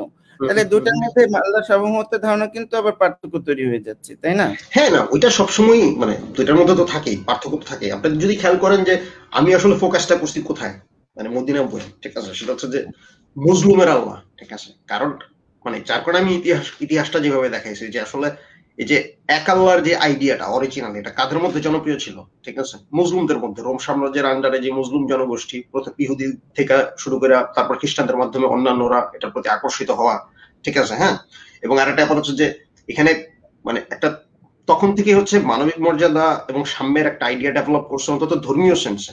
হ্যাঁ, কিভাবে আমি মানে ব্যাপারটা আপনাকে বলি যে অন্তত যেই মানে ইব্রাহিম মানে খ্রিস্টীয় এবং ইসলামী যে মানে যে আপনার আপনার আপনার সমাজের যে আইডিয়া, সেই সমাজে তো সবাই সমান। খ্রিস্টানদের কংগ্রেগেশন বলেন বা ওই মসজিদের মুসল্লি বলেন, সেখানে তো রাজা প্রজার ভেদ নাই, ঠিক আছে? নারী পুরুষেরও ভেদ ছিল না। খ্রিস্টান ধর্ম এবং ইসলাম ধর্ম নারী পুরুষের একটা অ্যাসেম্বলির মধ্যে নিয়ে আসছে, অন্তত ধর্মীয় সেন্সে। এবং এক আল্লাহর সাথে সম্পর্কের বিচারে তার প্রত্যেকে ইন্ডিভিজুয়াল। এই যে ইন্ডিভিজুয়ালিটির যে আইডিয়াটা, এটা বুঝতে হবে। তো এটা খুবই গুরুত্বপূর্ণ, কারণ হচ্ছে যে প্রাচীনকালের মানুষ হচ্ছে বহুদেব দেবী যে দুনিয়ায় বিশ্বাস করতো, সেটা একই সাথে তার মানে সমাজের যে বহু ধরনের ক্ষমতা সমাজে হাজির ছিল এবং যে ফ্র্যাগমেন্টেড সেলফ মানুষের নিজের, ঠিক আছে? হ্যাঁ, তার সাথে আপনার রিলেটেড ব্যাপার তো, তাই না? তো আপনার যেটা তো ওইখান থেকে ধরেন এই যে একত্ববাদের দিকে যাত্রা একই সাথে হচ্ছে, ধরেন আপনি যদি ইয়া পড়েন, ওই গ্রিক ট্র্যাজেডি পড়েন, ঠিক আছে? হ্যাঁ, আপনি দেখবেন সেখানে প্রায় লোকজন রাইগা যাচ্ছে বা প্রেমে পড়তেছে, এগুলো তার নিজের এজেন্সি না, এগুলো তার নিজের এজেন্সি না, এগুলো দেবতাদের এজেন্সি। অ্যাটলিস্ট রাইগা গেছে, কারণ কি? কারণ যুদ্ধ দেবতা তারা রাগাই দিছে, ঠিক আছে? একজন প্রেমে পড়ছে, কি কারণে প্রেমে পড়ছে? কারণ প্রেমের দেবী হচ্ছে তার মধ্যে কামনা জায়গায় পড়ছে, ঠিক আছে? মানে নিজের এজেন্সির ব্যাপারে মানুষের মধ্যে সচেতনতা ছিল না। সে হচ্ছে নিজের নার্ভসের যে বিভিন্ন ব্যাপার স্যাপার গুলো আছে, ঠিক আছে? হ্যাঁ, বা নিজের সাইকোলজির যেই মানে নিজের কন্ট্রোলের বাইরে যে ব্যাপার স্যাপার গুলো আছে, এগুলোর সে মানে মনে করতো ব্যক্তি মানে কর্তা সত্তা হয়ে উঠছে না, বাংলা যেটা আমরা অনুবাদ। হ্যাঁ, না, হ্যাঁ, মানে এগুলো নিয়ে কগনিটিভ সায়েন্টিস্টদের গুরুত্বপূর্ণ কিছু লেখালেখি আছে প্রাচীনকালের টেক্সটের উপরে আর কি। তাতে দেখা যায় যে কর্তা সত্তার আইডিয়াটা কম ছিল আগের কালের যে রিলিজিয়াস টেক্সট গুলো, এবং সেটা গড়ে ওঠার ক্ষেত্রে এক আল্লাহ বিশ্বাসের একটা বড় ধরনের ভূমিকা ছিল আর কি। মানে একটা ইউনিভার্সাল ইন্ডিভিজুয়ালিটির আইডিয়া, যে প্রত্যেকটা মানুষই একজন ইন্ডিভিজুয়াল। হ্যাঁ, প্রত্যেকের একটা আলাদা একটা সোল আছে, আত্মা আছে।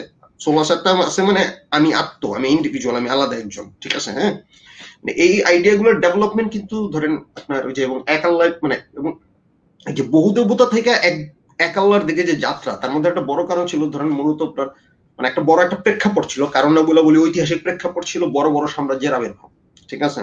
হ্যাঁ, শুরুতে হচ্ছে আপনার ইয়েরা শুরু করলো, আপনার আসিরীয়রা শুরু করছিল, তারপরে ব্যাবিলনীয়রা, তারপরে হচ্ছে পার্সিয়ানরা, সবশেষ আলেকজান্ডার দ্য গ্রেটের মাধ্যমে একটা মানে বিশ্বজোড়া সাম্রাজ্যের আইডিয়ার আবির্ভূত হইলো, সারা দুনিয়ার উপরে সম্রাট, ঠিক আছে? এবং তারপর রোমানরা সেটা বাস্তবায়ন করতে গেল, এবং সেখান থেকেই কিন্তু ধরেন এই যে ওই সময় কিন্তু ধরেন এই যে এর বিপরীতে মানে ইউনিভার্সাল খোদা, সবার খোদা, একজন খোদা আছে। এবং আপনি যদি খেয়াল করে দেখেন আইডিয়া গুলো ডেভেলপ করছে মুসলিমরা প্রথমে, তারপরে কি হয়েছে সেটা হচ্ছে শাসক শ্রেণী সেটা দখল নিয়েছে, কারণ হচ্ছে সেটা সমাজে পপুলার হয়ে গেছে।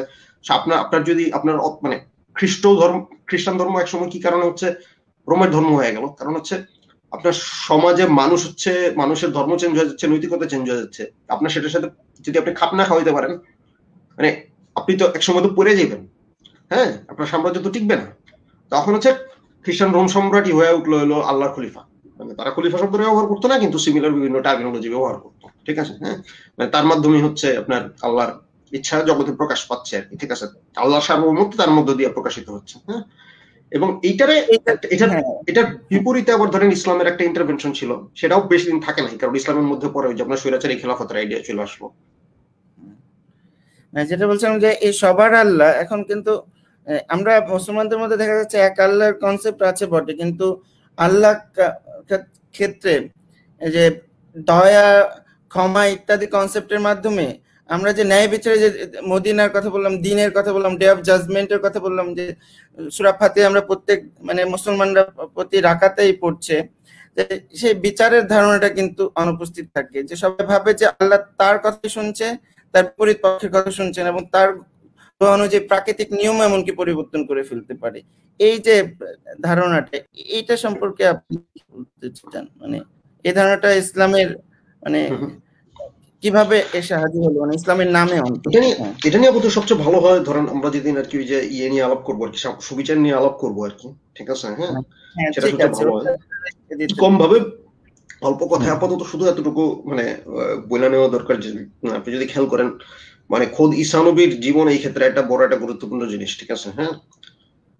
কারণ এই তার যে মানে আপনার অকাল প্রস্থান, ঠিক আছে, এবং সেটা কেন্দ্র করে হচ্ছে মানে তার একজন মানে শহীদ বলেন বা যাই বলেন, মুসলমানরা অনেকে এটাতে আপত্তি করতে পারে, ঠিক আছে, কিন্তু এই যে মোট কথা হচ্ছে তার চলে যাওয়া এবং তার ফেরত আসা, হ্যাঁ, পুনরুত্থান, একটা শেষ বিচারের দিনে তার এবং তার অনুসারীদের হচ্ছে ইয়া পাওয়া, আপনার প্রকৃত হচ্ছে বিচার পাওয়া, এই যে আকাঙ্ক্ষাটা, হ্যাঁ, এই আকাঙ্ক্ষাটা মানুষ ইতিহাসে বিশাল বড় ঘটনা ঘটাইছে। ইসলামের মধ্যেও সেটা খুব ভালো, সেটা ইসলাম কিন্তু ওইটারে প্রিমাইজ ধরে নিয়েই আগে এসে খ্রিস্টান মানে ইসরায়েল কেন্দ্র করে যে বিশ্বাসগুলো তো গড়ে উঠছিল তার একটা বড় অংশ কিন্তু আপনার ইসলাম একটা প্রিমাইজ ধরে নিয়ে আগে এসে।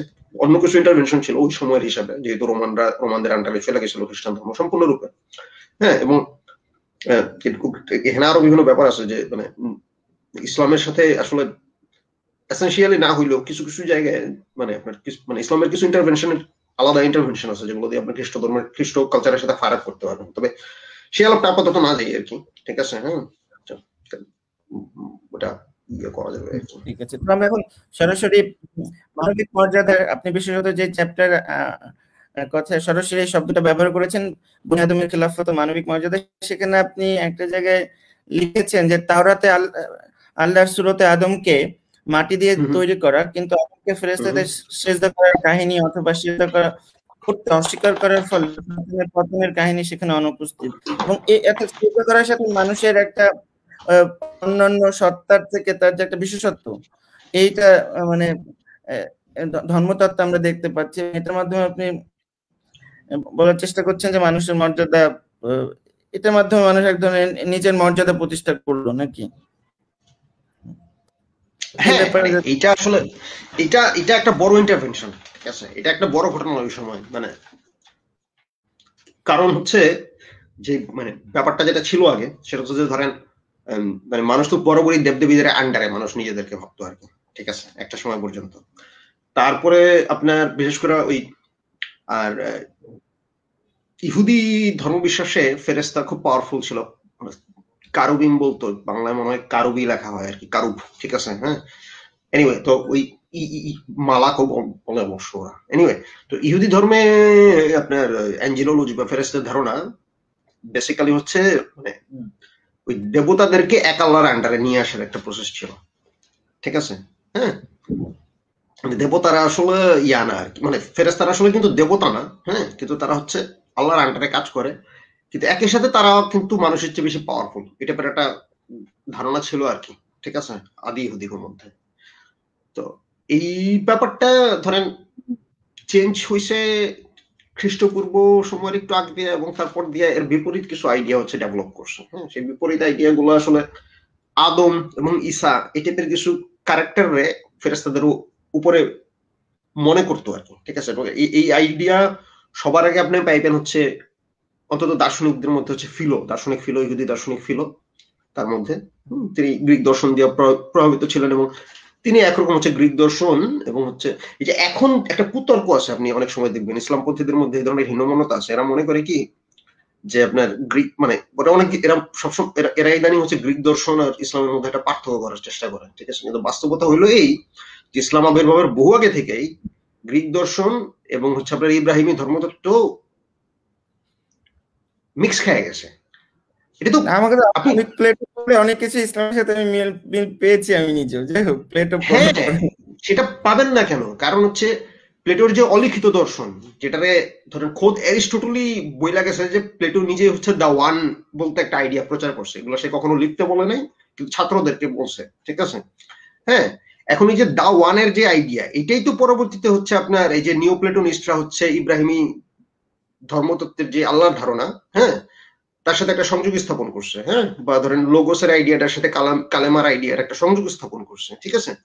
এগুলো তো অনেক আগেই হয়ে গেছে, এগুলো খ্রিস্ট ধর্মের আগে হয়ে গেছে, ঠিক আছে। এবং খ্রিস্ট জানি এটা নানা ধরনের নাটক হচ্ছে, যেমন বোধহয় ক্যাথলিক একজন ধর্মযাজক পিটার ক্রেফট নামে, যে জেজাস সক্রেটিস মিটস জেজাস এরকম নামে নাটক লিখে, মানে ক্রিশ্চিয়ানিটি এবং মানে যাকে বলে হেলেনিক যে ফিলসফি বা গ্রিক ফিলসফি, এটার মধ্যে এক ধরনের মিল বা পার্থক্য এবং ইত্যাদি নিয়ে নাটকও লিখেছেন। ইন্টারেস্টিং। হ্যাঁ, তো মানে আমরা যেভাবে দেখি ওই সময়ের মানুষ তো এইভাবে দেখতো না। মানে ব্যাপারটা হইলো ওই সময়ের মানুষ তো গ্রিক একটা পশ্চিমা দর্শন আর ইসলামী ধর্ম তো একটা প্রাচ্য, মানে এগুলো তো খুবই আধুনিক চিন্তা ভাবনা। আর যেই সময় মানে এখন আপনি কিভাবে চিন্তা করবেন, এখন আপনি যদি চিন্তা করেন যে একই সময়ে আপনি এখন ইয়া পড়েন না, কি বলে আপনার, মানে একই সময়ে ধরেন একই বিষয়ে দার্শনিকদের, বিজ্ঞানীদের, ধর্মতাত্ত্বিকদের আলাদা আলাদা লেখা আছে না, ওই সময়ের মানুষের এরকম আলাদা আলাদা লেখা থাকতো, তারা এই সবগুলো দিয়ে এই দুনিয়া কম বেশি বুঝতে পারতো, একটা আর একটা ইনফ্লুয়েন্স করতো। কোরআনে কি গ্রিক দার্শনিক আইডিয়া নাই? আছে তো, বললে এখন আমার হচ্ছে লোকজন মানে গালি দিবে এই কথাটা শুনে অনেকে, কিন্তু মানে ধর্মগ্রন্থগুলো মানুষের জন্য নাজিল হয়েছে। একটা সময়ের কালচারাল মানুষ যেসব টার্মিনোলজি বুঝে, যেভাবে বুঝে, সেগুলো অনুযায়ী হচ্ছে ধর্মগ্রন্থগুলো হচ্ছে মানে সেগুলোর সাথে বোঝাপড়া মোকাবেলা করে তো বলা আছে যে আমি মানে কোরআনকে নাজিল করেছি মানে মানে তোমাদের ভাষায় যাতে তোমরা বুঝতে পারো। তার মানে একটা কনটেক্সটের মধ্যে না হলে সেটা বুঝবে কেমনে? বুঝবে কেমনে? আপনার যেই শব্দগুলো আছে, যে কালেমার আইডিয়া, লোগোসের আইডিয়া কোরআন ডিল করছে না, যেভাবে ডিল করছে সেটা তো ইঞ্জিলের থেকে খুব আলাদা না, এবং ইঞ্জিলে যেভাবে ডিল করছে সেটা ফিলোর থেকে খুব আলাদা না, ঠিক আছে। ফিলোর অনেক আইডিয়া আপনি কোরআন শরীফে খুঁজে পাবেন, ঠিক আছে।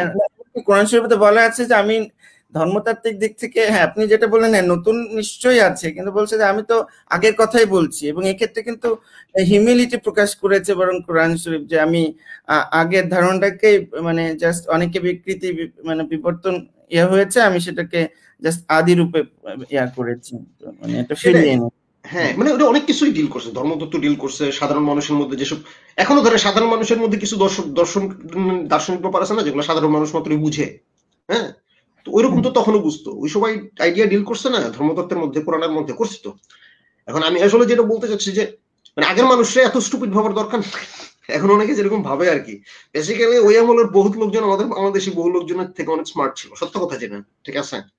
এনিওয়ে, যেটা আমি বলতে চাচ্ছি, তো এই আপনার ইসের যে আইডিয়াটা, যেটা আমি হচ্ছে মানবিক মর্যাদা, বনি আদমের খেলাফত মানবিক মর্যাদা এসে দেখাইছে, এখানে সহজ শর্ট কথায় বলতে গেলে যে প্রথম ধর্মতাত্ত্বিক আলোচনাটা ছিল এমন এক ধরনের মানুষের আইডিয়া ডেভেলপ করা, আদমের আইডিয়ার মাধ্যমে এবং ঈসার আইডিয়ার মাধ্যমে, যারা হচ্ছে আপনি যে ইবনে আরবির ভাষা যদি ব্যবহার করি আল ইনসাল আল কামেল আর কি, ঠিক আছে, বা লোগোস, মানে যারা এই দুনিয়াতেই হচ্ছে মানে আল্লাহর কালামের বহিঃপ্রকাশ, আল্লাহর কালামার বহিঃপ্রকাশ, ঠিক আছে।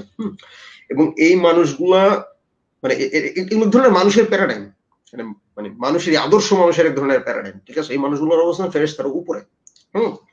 এবং আপনি বলবেন যে আল্লাহ সৃষ্টি করার পরে নাম শিখাচ্ছে আদমকে, এবং এইটাকে আপনি রিলেটও করেছেন এখানে। এটা হ্যাঁ হ্যাঁ হ্যাঁ, না নামের ব্যাপারটা আরো পরে আসছে, ওইটা আমি আসতেছি। মানে এই ইসে যেটা হয়েছে আপনার, এই যে আপনার এই মানে এই যে সিজদা করার যে প্রসঙ্গটা, এটা প্রথম আসছে কিছু অ্যাপোক্রিফাতে আর কি, বুঝছেন? মানে আপনি ইনজিল শরীফে দেখবেন যে আল্লাহ বলতেছে যে তারপরে যখন আমার সন্তানকে দ্বিতীয়বারের মতো মানে দুনিয়ায় পাঠাইলাম, তখন হচ্ছে মানে বললাম ফেরেশতাদেরকে তোমরা তাকে সিজদা করো। কথাটা বুঝছেন? মানে ঈসারেও সিজদা করার মতো একটা প্রসঙ্গ আছে, কিন্তু ওই যে আদমের সিজদা করার কাহিনীটাও ধরেন এমন কিছু কিতাবে আছে, হয়তো খুব সম্ভবত প্রাচীন ইহুদিদের এসেনি তরিকার একটা কিতাবে আছে, তারপরে আপনার খ্রিস্টানদের কিছু কিতাবে আছে অ্যাপোক্রিফায়, ওগুলো আসলে মূল ধর্মগ্রন্থের জায়গা পায় নাই, যেগুলোর মধ্যে হচ্ছে আপনার এই কাহিনীটা আছে যে আল্লাহ আদমরে বানানোর পরে ফেরেশতারা তারা সিজদা করছে বা সিজদা করতে বলছে। এই কাহিনীটা ইহুদি এবং খ্রিস্টানরা দুইভাবে ডিল করছে। খ্রিস্টানদের মধ্যে মানে ট্র্যাডিশনাল ইহুদিরা চেষ্টা করছে পরে দেখানোর লেগে যে ফেরেশতারা ভুল করছে, ভুলি সিজদা দিয়ে ফেলছে, ঠিক আছে? হ্যাঁ, আল্লাহ আবার ওই আদমরে ঘুম পাড়ায় দিয়ে দেখাইছে যে হচ্ছে দেখো ওই কিন্তু আমার মতন না, আমার সুরতের কিন্তু আমার মতন না, আসলে যার আমার পাওয়ারের অধীনে আমি ঘুম পাড়ায় দিলাম, ঠিক আছে? এরকম নানান কাহিনী আছে। ইহুদিরা চেষ্টা করছে এই ব্যাপারটা কন্ট্রোল করার জন্য, কারণ ওদের কাছে ব্যাপারটা প্রবলেমেটিক যে এরকম একটা মানুষের আইডিয়া যে ফেরেশতাদের উপরে আল্লাহর সুরতের, ওরা এটা যথাসম্ভব হচ্ছে মিনিমাইজ করার চেষ্টা করছে। খ্রিস্টানদের মধ্যে আরেকটু বেশি ছিল, মানে তারা মিনিমাইজ করার চেষ্টা করেনি, তারা ঈসার ফিগারে এই ধরনের মানুষের ধারণা প্রচার করার চেষ্টা করছে, কিন্তু ওইটাও থেকে গেছে অ্যাপোক্রিফার জগতে। আদম রে সিজদার যে কাহিনীটা, এটা ইহুদি এবং খ্রিস্ট ধর্মে কখনোই মেইন স্ট্রিমে আসতে পারেনি। প্রথম এটা মেইন স্ট্রিম করছে হচ্ছে কোরআন, কারণ মানে আপনার এটা ইসলামের তো কেন্দ্রীয় বইয়েই এই ঘোষণাটা আছে যে আল্লাহ আদম রে বানায় বলছে ফেরেশতাদের সিজদা করার জন্য। মানে this is the first time এই যে এই লম্বা ইতিহাসটা যেটা আমি বললাম, প্রায় 600-700 বছরের ইতিহাস বললাম, মানে মানুষ ফেরেশতার উপরে মানুষের অবস্থান ঘোষণা করার এই 600-700 বছরের ইতিহাসের একটা চূড়ান্ত পর্যায়ে এসে আপনি দেখলেন যে একটা নতুন একটা ধর্ম আসলো, যে ধর্ম যদিও নিজেরা নতুন বলতেছে না এক হিসাবে, কিন্তু এমন একটা ট্র্যাডিশন আসলো যে ট্র্যাডিশন মানে তার যে মূল যে কিতাব যেটা সে খোদ আল্লাহর বাণী বলতেছে, সেইখানেই সে হচ্ছে এই কাহিনীটা হচ্ছে অ্যাডপ্ট করলো, এবং শুধু অ্যাডপ্ট না মানে খুবই কেন্দ্রীয় ভাবে হচ্ছে নিয়ে আসলো। এবং নামের যে ব্যাপারটা ওইটা আসলে গুরুত্বপূর্ণ, এই কারণে খেয়াল করবেন যে কোরআন যে সময় নাজিল হয়েছে তারপরে নিয়ে বাংলাতেও এগুলো তর্ক বিতর্ক কিন্তু হয়, যেমন বিশেষত ইয়াতে যারা হচ্ছে শরীয়তি, যারা মারুফতি, এই জায়গা থেকে ইয়া হয়। এবং লালন ফকিরের একটা গান আছে, আমি এটা একটু গানটা পড়ে শোনাতে চাই এই ক্ষেত্রে। হ্যাঁ, যেমন আপন সুরতে আদম ঘটলেন দয়াময়, তা নইলে কি ফেরেশতাদের সিজদা দিতে কয়। দোষী আদম সুফি, আজাজিল হলো পাপী, মন তোমার লাফালাফি, অমনি দেখা যায়। আদমে আল্লাহ না হইলে পাপ হইতো সিজদা দিলে, সেরে কি পাপ তারই বলে এদিন দুনিয়ায়। আদমি সে আদম চিনে, ঠিক নামাই সে দেল কোরআনে, লালন কয় সিরাজ শাহের গুণে আদম চিনলে হয়। যাই হোক, এই তর্কটা আমাদের বাংলাদেশেও যারা মানবপতি বনাম শরীয়তি এদের মধ্যে আছে। বোধহয় এটাকে মানুষ এবং মানুষের যে কর্তা সত্তা, যেটা কিনা লালনের মধ্যে পাওয়া যাবে বেশি, যে উদ্ভবটাকে যতটা স্বীকৃতি দিচ্ছে শরীয়তিরা ওই অর্থে, বা আমরা যদি বলি ওহাবিরা বা বর্তমান ভাষায় বলে সালাফিরা, ওইভাবে দিচ্ছে না, বরং এটাকে ইন্টারপ্রেট করছে। না আমি সেটাই, এই যে দেখেন ব্যাপারটা মানে মানে এটা তো রয়ে গেছে, মানে ইসলাম যদিও এই কাহিনীটা এত সেন্ট্রাল নিয়ে আসছে, তারপরেও যে মানে তার মানে তো এই না যে ইসলামে আসলে এই ধারণাটা খুব প্রভাবশালী যে হয়েছে তাও না। প্রভাবশালী হয়েছে কাদের মধ্যে? সুফিদের মধ্যে হয়েছে, হ্যাঁ, বা ধরেন কিছু দার্শনিকের মধ্যে হয়েছে, হ্যাঁ, কিন্তু এই মানে আপনার ওই যে প্রিস্টলি বা অর্থোডক্স ইসলাম যদি আমরা কিছু বলতে চাই আর কি, আলেম ওলামা কেন্দ্রিক যে ইসলাম এখন আমরা দেখি, যারা নিজেদেরকে আসলে নোবেল উত্তরাধিকারী দাবি করে আর কি, তাদের মধ্যে তো আপনি এই জিনিসটা পাইবেন না, ঠিক আছে? হ্যাঁ, এবং আপনি যদি ইসলাম, যেটা আমি মদিনা বইয়েও আলাপ করছি টেক্সট হিসেবে, যে এরপরেও কিন্তু ধরেন যে নিওপ্লুটোনিস্ট যে গ্রেট চেইন অফ বিং এর যে ইসলামী ভার্সন, ঠিক আছে, তার মধ্যে মানুষের অবস্থানটা কিন্তু মানে এমনিতে নর্মাল যে হায়ারার্কি, তাতে কিন্তু মানুষের অবস্থানটা পশুর উপরে, ফেরেশতার নিচে, ওইভাবেই সবসময় রাখা হয়েছে। That continued until the modern time. কিন্তু সাথে এই বিশ্বাসটা রাখা হইতো যে কিছু কিছু মানুষ ইনসান আল কামিল হইতে পারে, তারা ফেরেশতাদের উপরে চলে যেতে পারে, ঠিক আছে? মানে এটা আসলে হয়েছে কি, একত্ববাদী ধর্মবিশ্বাস মানে একত্ববাদের আইডিয়া এবং ইন্ডিভিজুয়াল মানুষের আইডিয়া ডেভেলপ করার পরেও এমন তো দুনিয়া তো পাল্টায় যায় না, দুনিয়া তো আসলে বহু খোদার আন্ডারে আমরা বসবাস করি, ঠিক আছে? এবং নিজেদেরও ওই যে আপনার আর্থসামাজিক ব্যাপার কাজ করেছে, বোধহয় আর্থসামাজিক ব্যাপারও কাজ করেছে, মানুষ সেগুলো কাজ করে। তারপরে আপনার এই যে নফসের যে ট্রাইপ্যাট্রাইট স্ট্রাকচার বা আত্মার যে ট্রাইপ্যাট্রাইট স্ট্রাকচার, যেটা হচ্ছে আপনার সেই ইসের থেকে চলে আসছে, প্লেটোর থেকে চলে আসছে, গাজালিও গাজালি 3টার বদলে 4টা, লাস্টে রাখতো শয়তানের স্তর। শয়তান আপনার ভিতরে, এভাবেই বুঝতো মুসলিম দুনিয়ার লোকজন, এভাবে বুঝতো একটা সময় সবচেয়ে পণ্ডিত যারা। শয়তান আপনার ভেতরে এবং ফেরেশতা জগতে আপনিও প্রবেশ করতে পারেন। It was a world full of angels, okay, demons too. মানে আমরা ওই সময়টা বুঝি না এখন, কারণ ওই সময় লোকজন ফেরেশতা বলতে কি বুঝতো সেটাও আমরা এখন ঠিক মতো বুঝি না, মানে সাধারণ মানুষ, ঠিক আছে? হ্যাঁ, তো আমি যেটা বলতে চাচ্ছি যে এই যে আইডিয়া গুলো তাদের মধ্যে মানে মানে এই প্রবলেমটা রয়ে গেছে আর কি। হ্যাঁ, কারণ একত্ববাদী বিশ্বাস করলেও মানুষের মধ্যে এই সচেতনতাটাও ছিল যে তাদের সোল ফ্র্যাকচার্ড। হ্যাঁ, তাদের মধ্যে ওই যে এখন আমরা অনেক আধুনিক যুগে অনেকে নেচার কালচার বাইনারি বলে আর কি। হ্যাঁ, আমরা তো কিছু জিনিস ন্যাচারালি হচ্ছে রেসপন্ড করি, আমাদের মধ্যে তো ধরেন ইনস্টিংক্ট আছে, নানাবিধ ব্যাপার আছে যেগুলো আমাদের। অপরাধ বিজ্ঞান পড়তে যাই এটা পড়তাম যে মানুষের অপরাধ প্রবণতা কি ন্যাচারালি নাকি এটা এনভায়রনমেন্টের কারণে হয়, এরকম। হ্যাঁ, এই তর্ক তো হ্যাঁ হ্যাঁ হ্যাঁ হ্যাঁ হ্যাঁ মানে এই তর্ক তো আছে। তো এই যে এগুলো আসলে ধরে নিজের এজেন্সির উপরে কন্ট্রোল না থাকার ব্যাপার। যেমন এই যে আমাদের বাংলাদেশের ছেলেদের মধ্যে অনেক ইসলামপন্থীদের মধ্যে মানে তাদের কাছে তো মেয়েদের ওড়নাই একটা হচ্ছে আপনার অ্যাঞ্জেল, মানে একটা দেবতা আর কি, ঠিক আছে? মানে ওই ওড়নাই হচ্ছে তাদেরকে নিয়ন্ত্রণ করতে পারে, মেয়েরা যে পোশাক পরে সেটাই তাদের নিয়ন্ত্রণ করতে পারে, ওগুলাই তাদের কাছে খোদা। ওদের বুঝছেন? হ্যাঁ, তাদের নিজেদের এজেন্সি নাই, মেয়েদের পোশাক তাদের এজেন্সি ঠিক করে দেয়, ঠিক আছে? হ্যাঁ, তো মানে বুঝতে পারতেছেন না, মানে যদিও আমরা আমাদের বাংলাদেশের ধরনের লোকজন তো ধরেন সবাই মুসলমান মতো অন্তপ্রাণ, কিন্তু এই যে দীর্ঘ ইতিহাস ইসলামের মধ্যে এজেন্সি এবং কর্তা সত্তার যে আপনার যে ইতিহাস এবং সেখানে মানুষ কিভাবে ডিল করছে এই ব্যাপারগুলো, এগুলো সম্বন্ধে মানুষের তেমন একটা ধারণা নাই, ঠিক আছে? এবং বাস্তব সত্য এই যে বাংলাদেশের অধিকাংশ মানুষ এখন পর্যন্ত নিজের এজেন্সির ব্যাপারটা সম্বন্ধে ক্লিয়ার না। হ্যাঁ, সে এখনো ওই প্রাচীন মানুষদের মতো গল্প বলেছে। এই যে দিনের আলোচনা করছিলাম আমরা কোন জায়গা থেকে, হ্যাঁ, অথচ গ্রামগঞ্জে বিভিন্ন মসজিদে, আমি 2018 সালের একটা ঘটনার কথা বলি। ডিসেম্বর মাসের 25 তারিখ যীশু খ্রিস্টের জন্মদিন, আমার বাবা মারা গেলেন। তো জন্ম নাচে মৃত্যু একসাথেই নাচতেছে। যাই হোক, তো আমি ইয়াতে গ্রামে যেতে হলো, তো খানি হবে, তো মসজিদে গেলাম নামাজ পড়তে। তো দেখি ওখানে দ্বীনি ইলম শিক্ষার উপরে আলোচনা হচ্ছে। তো দ্বীনি ইলম শিক্ষা বলতে এখন গ্রামগঞ্জে ওই যিনি ওয়াজ করছিলেন ইমাম হচ্ছে হাফেজ, এমনকি মাওলানাও না, মানে তিনি মুখস্থ করেছেন জাস্ট, সেখান থেকে তার মতো করে যতটুকু বোঝেন। তো তিনি ইলম মতো বোঝাচ্ছেন এবং শেষমেশ এমন একটা কথা বলেন যেটা মনে হলো যে আমাকে উদ্দেশ্য করে বলা হচ্ছে, যে পিতা তার সন্তানকে ধরেন নামাজ বা জানাজার নামাজ মানে ইত্যাদি দ্বীনি ইলমে শেখায় না, এবং তার মৃত্যুর পরে তার সন্তান তার জানাজার নামাজ পড়তে পারছে না, সেই পিতা ধরেন যথাযথভাবে তার সন্তানকে শিক্ষা দেয় নাই। আমার বাবার মৃত্যুর 3 দিন পরে কথাটা কেমন মনে হচ্ছিল আমাকে উদ্দেশ্য করে বলছে, কিন্তু আমাকে তিনি হয়তো ধরেন আমার মা চাইতো আমি মেডিকেল পড়ি, আমার বাবা আইন পড়ি, আপনি দিন বলতে বিচার ইত্যাদি এটা বুঝতেও আমি পছন্দ করি। তো সেই জায়গা থেকে এবং ন্যায় বিচারের জায়গা থেকে ইসলামকে দেখার তো প্রবণতা বাংলাদেশে খুব কম। কম তো বটে।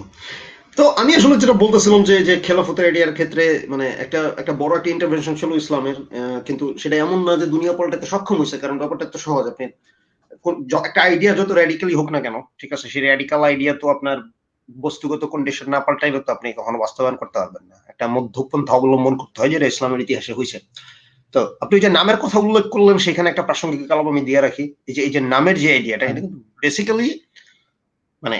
বেসিক্যালি আপনি এই নামের আইডিয়া থেকে আপনি বুঝতে পারেন যে তৎকালীন যাদের উদ্দেশ্যে হচ্ছে কোরআনের আয়াতগুলো হচ্ছে নাজিল হয়েছে, ঠিক আছে, যারা এই আয়াতগুলো পড়তেছেন, হ্যাঁ, তারা অলরেডি কিছু গ্রিক ফিলোসফির সাথে তারা পরিচিত। কথাটা বুঝছেন? কারণ প্রাচীনকালে মানে যে সময়টায় মানে নবীর যে সময়টায়, ওই সময়টায় অলরেডি তো অনেক হেলেনাইজেশন ঘটে গেছে সোসাইটিতে, এবং মানুষ তখন তৎকালীন যে ভাষাতত্ত্ব, সেই তৎকালীন ভাষাতত্ত্বে হ্যাঁ নাম ব্যাপারটা ছিল হচ্ছে আপনার সিগনিফায়ার, ঠিক আছে? নাম, ইসম, অনুমাতা, এটা হচ্ছে সিগনিফায়ার, ঠিক আছে? হ্যাঁ, আপনার আমরা এখন যেভাবে সিগনিফায়ার বুঝি সেভাবে না, বরং একটা ভার্চুয়াল সিগনিফায়ার বা লোগোস বা ডেফিনেশন, মানে ভার্চুয়াল সিগনিফায়ার বা ডেফিনেশন হচ্ছে লোগোস বা কালেমা। এটা তৎকালীন ভাষাতত্ত্ব। এটা মনে করার কোনো কারণ নাই যে কোরআনে যখন এর নামের কথা বলতেছে, নাম শিখেছে, সেখানে কোনো ভাষাতত্ত্ব নাই। সেখানে শুধু ভাষাতত্ত্ব নাই আছে তাই না, ভাষাতত্ত্বে তো আমি পড়তাম ওইভাবে, শুধু নাম তো নাম না, মানে নাম তো ভাষা। হ্যাঁ, মানে এটা তৎকালীন আমলের ভাষাতত্ত্ব ডিল করতেছে কোরআন। হ্যাঁ, এটা যদি আপনি তৎকালীন মানুষের মানে ভাষাতত্ত্ব সংক্রান্ত জ্ঞানের ব্যাপারে খবর না রাখেন, আপনি তো বুঝবেন না যে এখানে ডিরেক্ট ভাষাতত্ত্ব ডিল করা হচ্ছে, ঠিক আছে? কিন্তু ওই সময় মানুষ ঠিকই বুঝছে। হাসান আল বসরি যখন 7 শতকে এই আয়াত ব্যাখ্যা করছে, সে তো এই সেম এই যে গ্রিক ট্র্যাডিশন অনুযায়ী যেই আপনার নামের অর্থ যা সেই অনুযায়ী ব্যাখ্যা করছে, সিগনিফায়ার হিসেবে ব্যাখ্যা করছে, তাই না? মানে এটাই বলে নিতে চাচ্ছি আর কি একটু। তো তো এই ভাষা মানুষকে মানে যাকে বলে বিশেষ মর্যাদার অধিকারী করলো, এবং যেটা কিনা তাকে অন্যান্য সত্তা থেকে বা পশু পাখি থেকে ইয়া করলো, যে আদমের দ্বারা পশু পাখির নামকরণের ঘটনাটাকে মানে এই মানুষের বা আদমের মর্যাদা, বা যেটা হিন্দি উর্দু ভাষা তো আদমি মানে তো মানুষই বোঝায়, তো আদম তার বংশধরদের মর্যাদা বৃদ্ধি করলো। তো এটার সাথে এটা একটা গুরুত্বপূর্ণ বিষয়। তবে এটা বললে পরে, অর্থাৎ ভাষা মানুষকে এমন একটা মানে সত্তা বা মানুষকে একটা এমন একটা গুণ বা মানব প্রকৃতির এমন একটা অংশ যেটা কিনা বিশেষ করছে। এমনকি এই যে হিউম্যান রাইটস এর আলোচনাতেও এটা আসে যে মানুষের হিউম্যান ডিগনিটি, মানুষের বিশেষ কোনো হিউম্যান ন্যাচারের বিশেষত্বের কারণে, ভালো দিকের কারণে তার একটা বিশেষ সাধারণ কিছু বা ন্যূনতম কোনো ইনএলিয়েনেবল রাইটস বা অহস্তান্তরযোগ্য অধিকার প্রাপ্য, যেটা মানবিক মর্যাদা তার একটা অংশ। তো সেটা কিনা অর্থাৎ ইসেনশিয়াল একটা অস্তিত্ব, বা যেটা বলে মানুষের ভিতরে এমন একটা জিনিস আছে যেটা তাকে এই বিশেষ করেছে। তাহলে তো আমরা ওই যে ফুকো বনাম যেটা চমস্কির এই তর্কের মধ্যে যাব যে মানব প্রকৃতি বলে কিছু আছে কিনা এবং মানুষ সেই কারণে বিশেষ কিনা। তো আপনি যেহেতু ফুকো দ্বারা বিশেষভাবে প্রভাবিত, তাহলে এই চ্যালেঞ্জটাকে কিভাবে আপনি মোকাবেলা করবেন, যদি এটা খানিকটা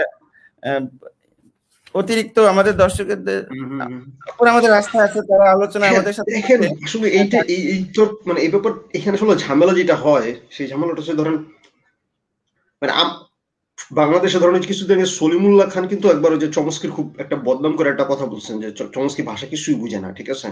এখন আবার ওই চমস্কিরও আবার এমনই মনে করে যে আপনার কন্টিনেন্টাল ট্র্যাডিশনাল লোকেরা আসলে ভাষা সম্বন্ধে কিছু বুঝে না, ঠিক আছে? কারণ আসলে দুইটা স্কুলের চিন্তাগত এত বড় একটা পার্থক্য আছে প্রিমাইজের দিক থেকে আর কি, ঠিক আছে? একটা স্কুল চেষ্টা করতেছে বহু বছর যাবত একটা লজিকের উপরে, লজিক্যাল ল্যাঙ্গুয়েজের উপরে ভাষাটা দাঁড় করানো, আর একটা স্কুল বারবার দেখাচ্ছে যে ভাষার এরকম কোনো লজিক্যাল কাঠামো নাই। হ্যাঁ, তো যার কারণে যে ব্রেকটা এত বড়, ওই ব্রেকটার কারণে আরো অনেক কিছুর ব্যাপারে সেটা নেচার কালচার বাইনারির কথা যদি ধরেন, সেইখানে এই ব্রেকগুলো প্রবলেম তৈরি করে। তো আমার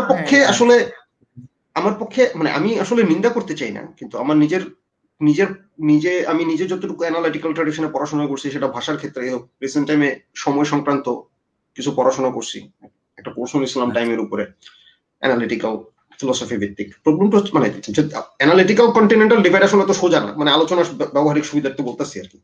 এই যে আমেরিকান যে ট্র্যাডিশনটা, যেটা আমরা মোটামুটি অ্যানালিটিক্যাল বলতেছি, আপনি যদি খেয়াল করে দেখেন ভাষাতত্ত্ব সম্বন্ধে চমস্কি বা তার পরবর্তী যাদের যে কাজ, তারা আসলে মানুষের ভাষা নিয়ে যতটুকু বুঝাইতে পারছে তার চেয়ে বেশি কম্পিউটারের ভাষা ডেভেলপ করতে হেল্প করছে। এটা রিয়ালিটি। সেম তারা এখন টাইম নিয়ে যেভাবে ডিল করতেছে সেম, ঠিক আছে? মানে তারা হলো ডাটা সেন্ট্রিক চিন্তা ভাবনা করার জন্য কিছু মানুষকে একটা প্রসেসর হবে। হ্যাঁ, মানে হ্যাঁ, এই যে ব্রেইন কম্পিউটার যেই আপনার মেটাফোর, ঠিক আছে? হ্যাঁ, এইটা ধরেন আমরা আসলে প্রবলেমেটিক মনে করি, ঠিক আছে? কারণ হচ্ছে যে মানে আলটিমেটলি তো এটা মানে অ্যাকচুয়াল ভাষা বোঝার ক্ষেত্রে মানে চমস্কির স্কুলের লোকজনই তো চমস্কির চিন্তা থেকে অনেক আগে গেছে না এখন। হ্যাঁ, আরো অনেক ভালো ডেভেলপ করছে, কগনিটিভ সায়েন্সের সাথে ডিল করছে, এবং রিসেন্ট টাইমে যারা কাজ করে তাদের অনেকে খুবই সিরিয়াসলি একই সাথে হচ্ছে কিভাবে হচ্ছে এক্সপেরিমেন্টাল ভাষা সম্পর্কে এক্সপেরিমেন্টাল সায়েন্স এবং হচ্ছে আপনার এই আপনার ওই যে আপনার একটু কন্টিনেন্টাল স্কুলের যে চিন্তা এগুলো কিভাবে হচ্ছে কাছাকাছি সেগুলোর কাজকর্ম হচ্ছে আর কি, ঠিক আছে? হচ্ছে না তা না, ঠিক আছে? কিন্তু আপনি যদি দুইটারে খুব আলাদা করে বিচার করেন, তাহলে আপনি দেখবেন যে অ্যানালিটিক্যাল স্কুল আসলে মানুষের ভাষা, মানুষের নেচার, কালচার এগুলো সম্বন্ধে কিছু বলার চেয়ে তারা আসলে বেসিক্যালি আসলে কম্পিউটারের ভাষা এবং ধরেন এই ধরনের কিছু ব্যাপার ডেভেলপ করতেই তারা আসলে ভূমিকা রাখছে বেশি, বা ধরেন এআই ল্যাঙ্গুয়েজ কিরকম হইতে পারে সেই সব ব্যাপারে ভূমিকা রাখছে আর কি, ঠিক আছে? হ্যাঁ, কেউ যদি বিশ্বাস রাখে যে হ্যাঁ এআই মানে আসলেই হচ্ছে ইন্টেলিজেন্স, মানুষের যেরকম ইন্টেলিজেন্স বা প্রাণীর যেরকম ইন্টেলিজেন্স, সেটা ভাবতে পারে, ঠিক আছে? আমার মনে করি যে ব্যাপারগুলো আরো কমপ্লিকেটেড আর কি। হ্যাঁ, না ওইটাই এখন দেখা যাচ্ছে মানব প্রকৃতির ধারণা নিলে মানুষের আসলে ভবিষ্যৎ নেই, এই কারণে মানুষের প্রকৃতিতে সীমাবদ্ধ করে দেওয়া যাবে না। এটি হচ্ছে আমাদের যাকে বলে আমাদের রাজনীতি হয়ে দাঁড়াচ্ছে। আধুনিক মানুষ সবসময় খুবই কমপ্লিকেটেড। দেখেন, আমি মদিনা বইয়ে হিজরত এবং মানবিক মর্যাদা আইডিয়ার মধ্যে আসলে সংযোগটা কোথায়? একটা সংযোগ আছে প্রথম চ্যাপ্টারে, সংযোগ একেবারে নাই তা না, এই দুইটা এর মধ্যে সংযোগটা ওইখানেই যে আমি মানুষের আইডিয়াটা দিন শেষে একটা মুহাজির আইডিয়া হিসেবে ব্যাখ্যা করছি, যেটা আসলে ওঠানামা করে।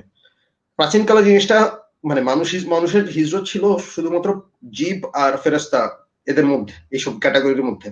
এখন চলে আসছে যন্ত্র, ঠিক আছে? আপনি এখন যন্ত্রের ফেরেশতার বাইরে রাখতে পারবেন না, বা দেবতার বাইরে রাখতে পারবেন না। মানে যদি টার্মগুলো আমি জানি না, কারো কারো ভুল, আমার কথা ভুল বুঝা হইতে পারে, আমি জাস্ট বলতে চাচ্ছি যে আদার বিং দ্যাট হ্যাভ এজেন্সি, মানে আমাদের জীবনের প্রেক্ষিতে যারা আমাদের এজেন্সির উপরে প্রভাব ফেলতে পারে, কন্ট্রোল করতে পারে, এক ধরনের এজেন্সিয়াল বিং আর কি। যেমন ধরেন শুধু ফেসবুকের যে কমেন্ট লাইক, এগুলোরও এক ধরনের পাওয়ার আছে আমাদের উপরে, এগুলো আমাদের কর্তা সত্তা নির্মাণ করে। বাংলাদেশে যে আমি এই ব্যাপারটা নিয়ে লিখছি পপুলার লেখকদের নিয়ে, ঠিক আছে? মানে আপনি একটা লেখা লিখলেন, সেটা জনপ্রিয় হলো, মানুষ চেষ্টা করে ওই টাইপের লেখে বারবার লিখতে, ঠিক আছে? হ্যাঁ, আপনি কোন একটা পক্ষরে ধরেন আপনি বামপন্থীদেরকে বা সিপিবি বা ছাত্র ইউনিয়নের গালিগালাজ করলেন, যেটা বাংলাদেশে কোনো পপুলার লেখক যে ট্র্যাডিশনটা শুরু করছিল একটা সময়, ঠিক আছে? বাট ধরেন পুরো মানে সবচেয়ে সুবিধা হলো সব বামরা একসাথে গালি দেওয়া বা সব ইসলামপন্থীরা একসাথে গালি দেওয়া, ঠিক আছে? এর ফলে যেটা হয় যে এর বিপরীত যারা আছে তারা ওইটাকে খুব সমর্থন করবে, কারণ ওটা তাদের আইডেন্টিটি এটা রিইনফোর্স করতেছে। তো তারা লাইক দিচ্ছে, এই যে লাইকের টিপগুলা, এই টিপগুলা একই সাথে হচ্ছে এই যে লাইকের সংখ্যা, এটা হচ্ছে আপনারাই হচ্ছে শেপ দিচ্ছে, কারণ আপনি তখন বারবার নিজের ওইভাবে পুনরুৎপাদন করতে চাইবেন, ঠিক আছে?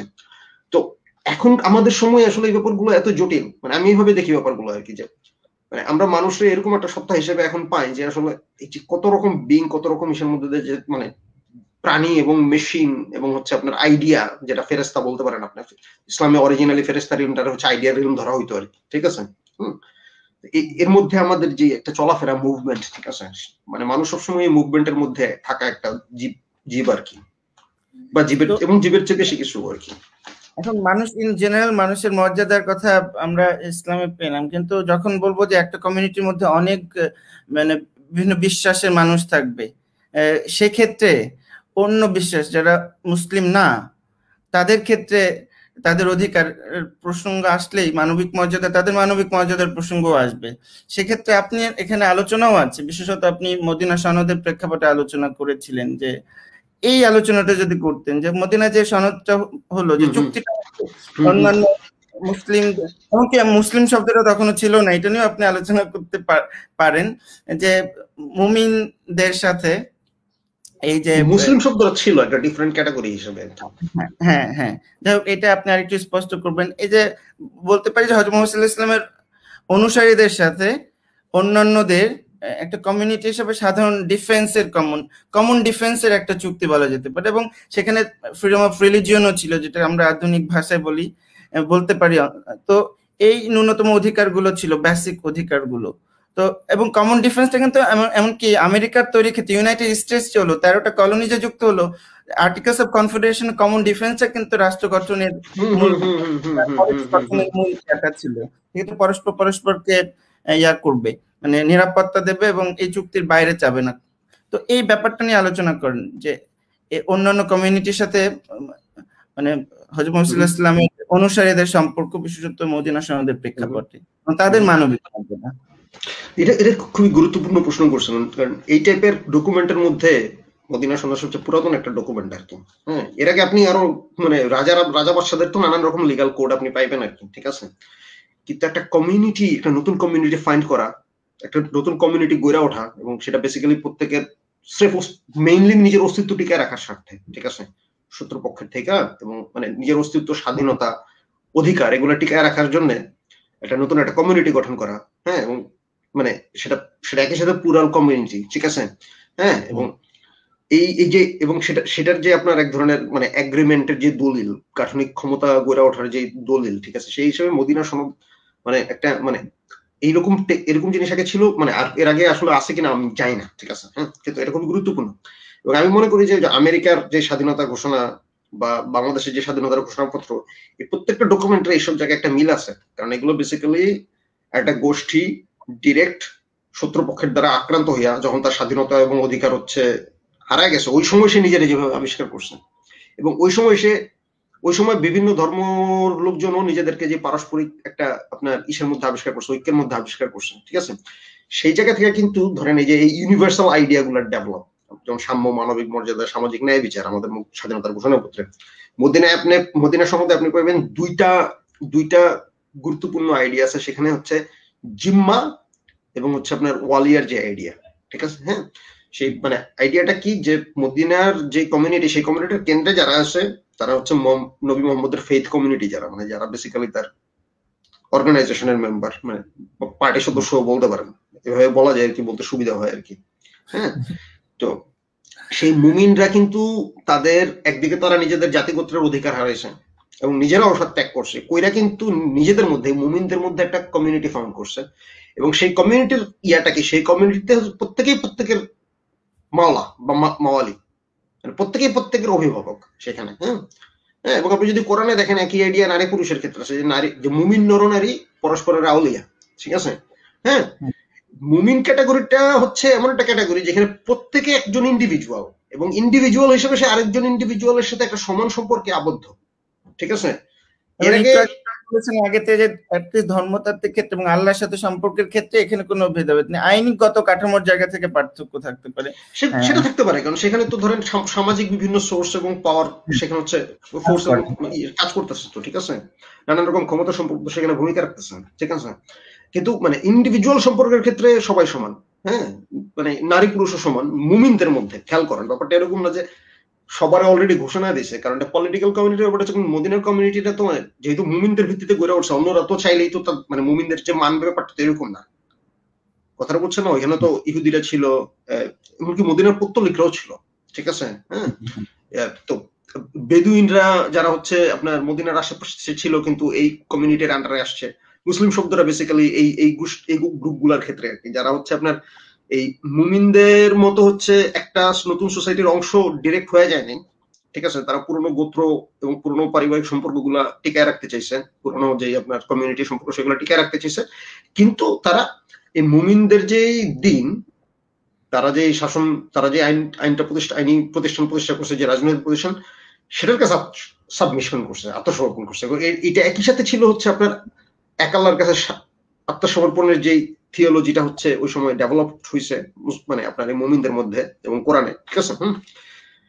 সেটার সাথে কিন্তু তারা আসলে ওইভাবে ফেথ কমিউনিটি ছিল না, এই কারণে, কারণ এটা হচ্ছে নতুন। ধরেন আপনি এটা ধরে নিতে পারেন যে বাংলাদেশের শুরুর দিকের মুসলমানদের মতো আর কি, ঠিক আছে। হ্যাঁ, মানে একটা ওই যে আপনার ওই বিশ্বাসের কথা ঘোষণা করে মুসলমান হয়ে যাওয়া, কিন্তু ধরেন এমন না যে আপনি খুব মানে ওই কমিউনিটির সাথে একই জায়গায় থাকতেছেন, সো আপনি সব নিয়ম কানুন খুব ভালো মতন জানেন ধর্মকর্মের। হ্যাঁ, হয়তো নামাজটা শিখছেন, কিভাবে নামাজ পড়তেছেন, ঠিক আছে, এটা কিছু ব্যাপার ছিল আর কি।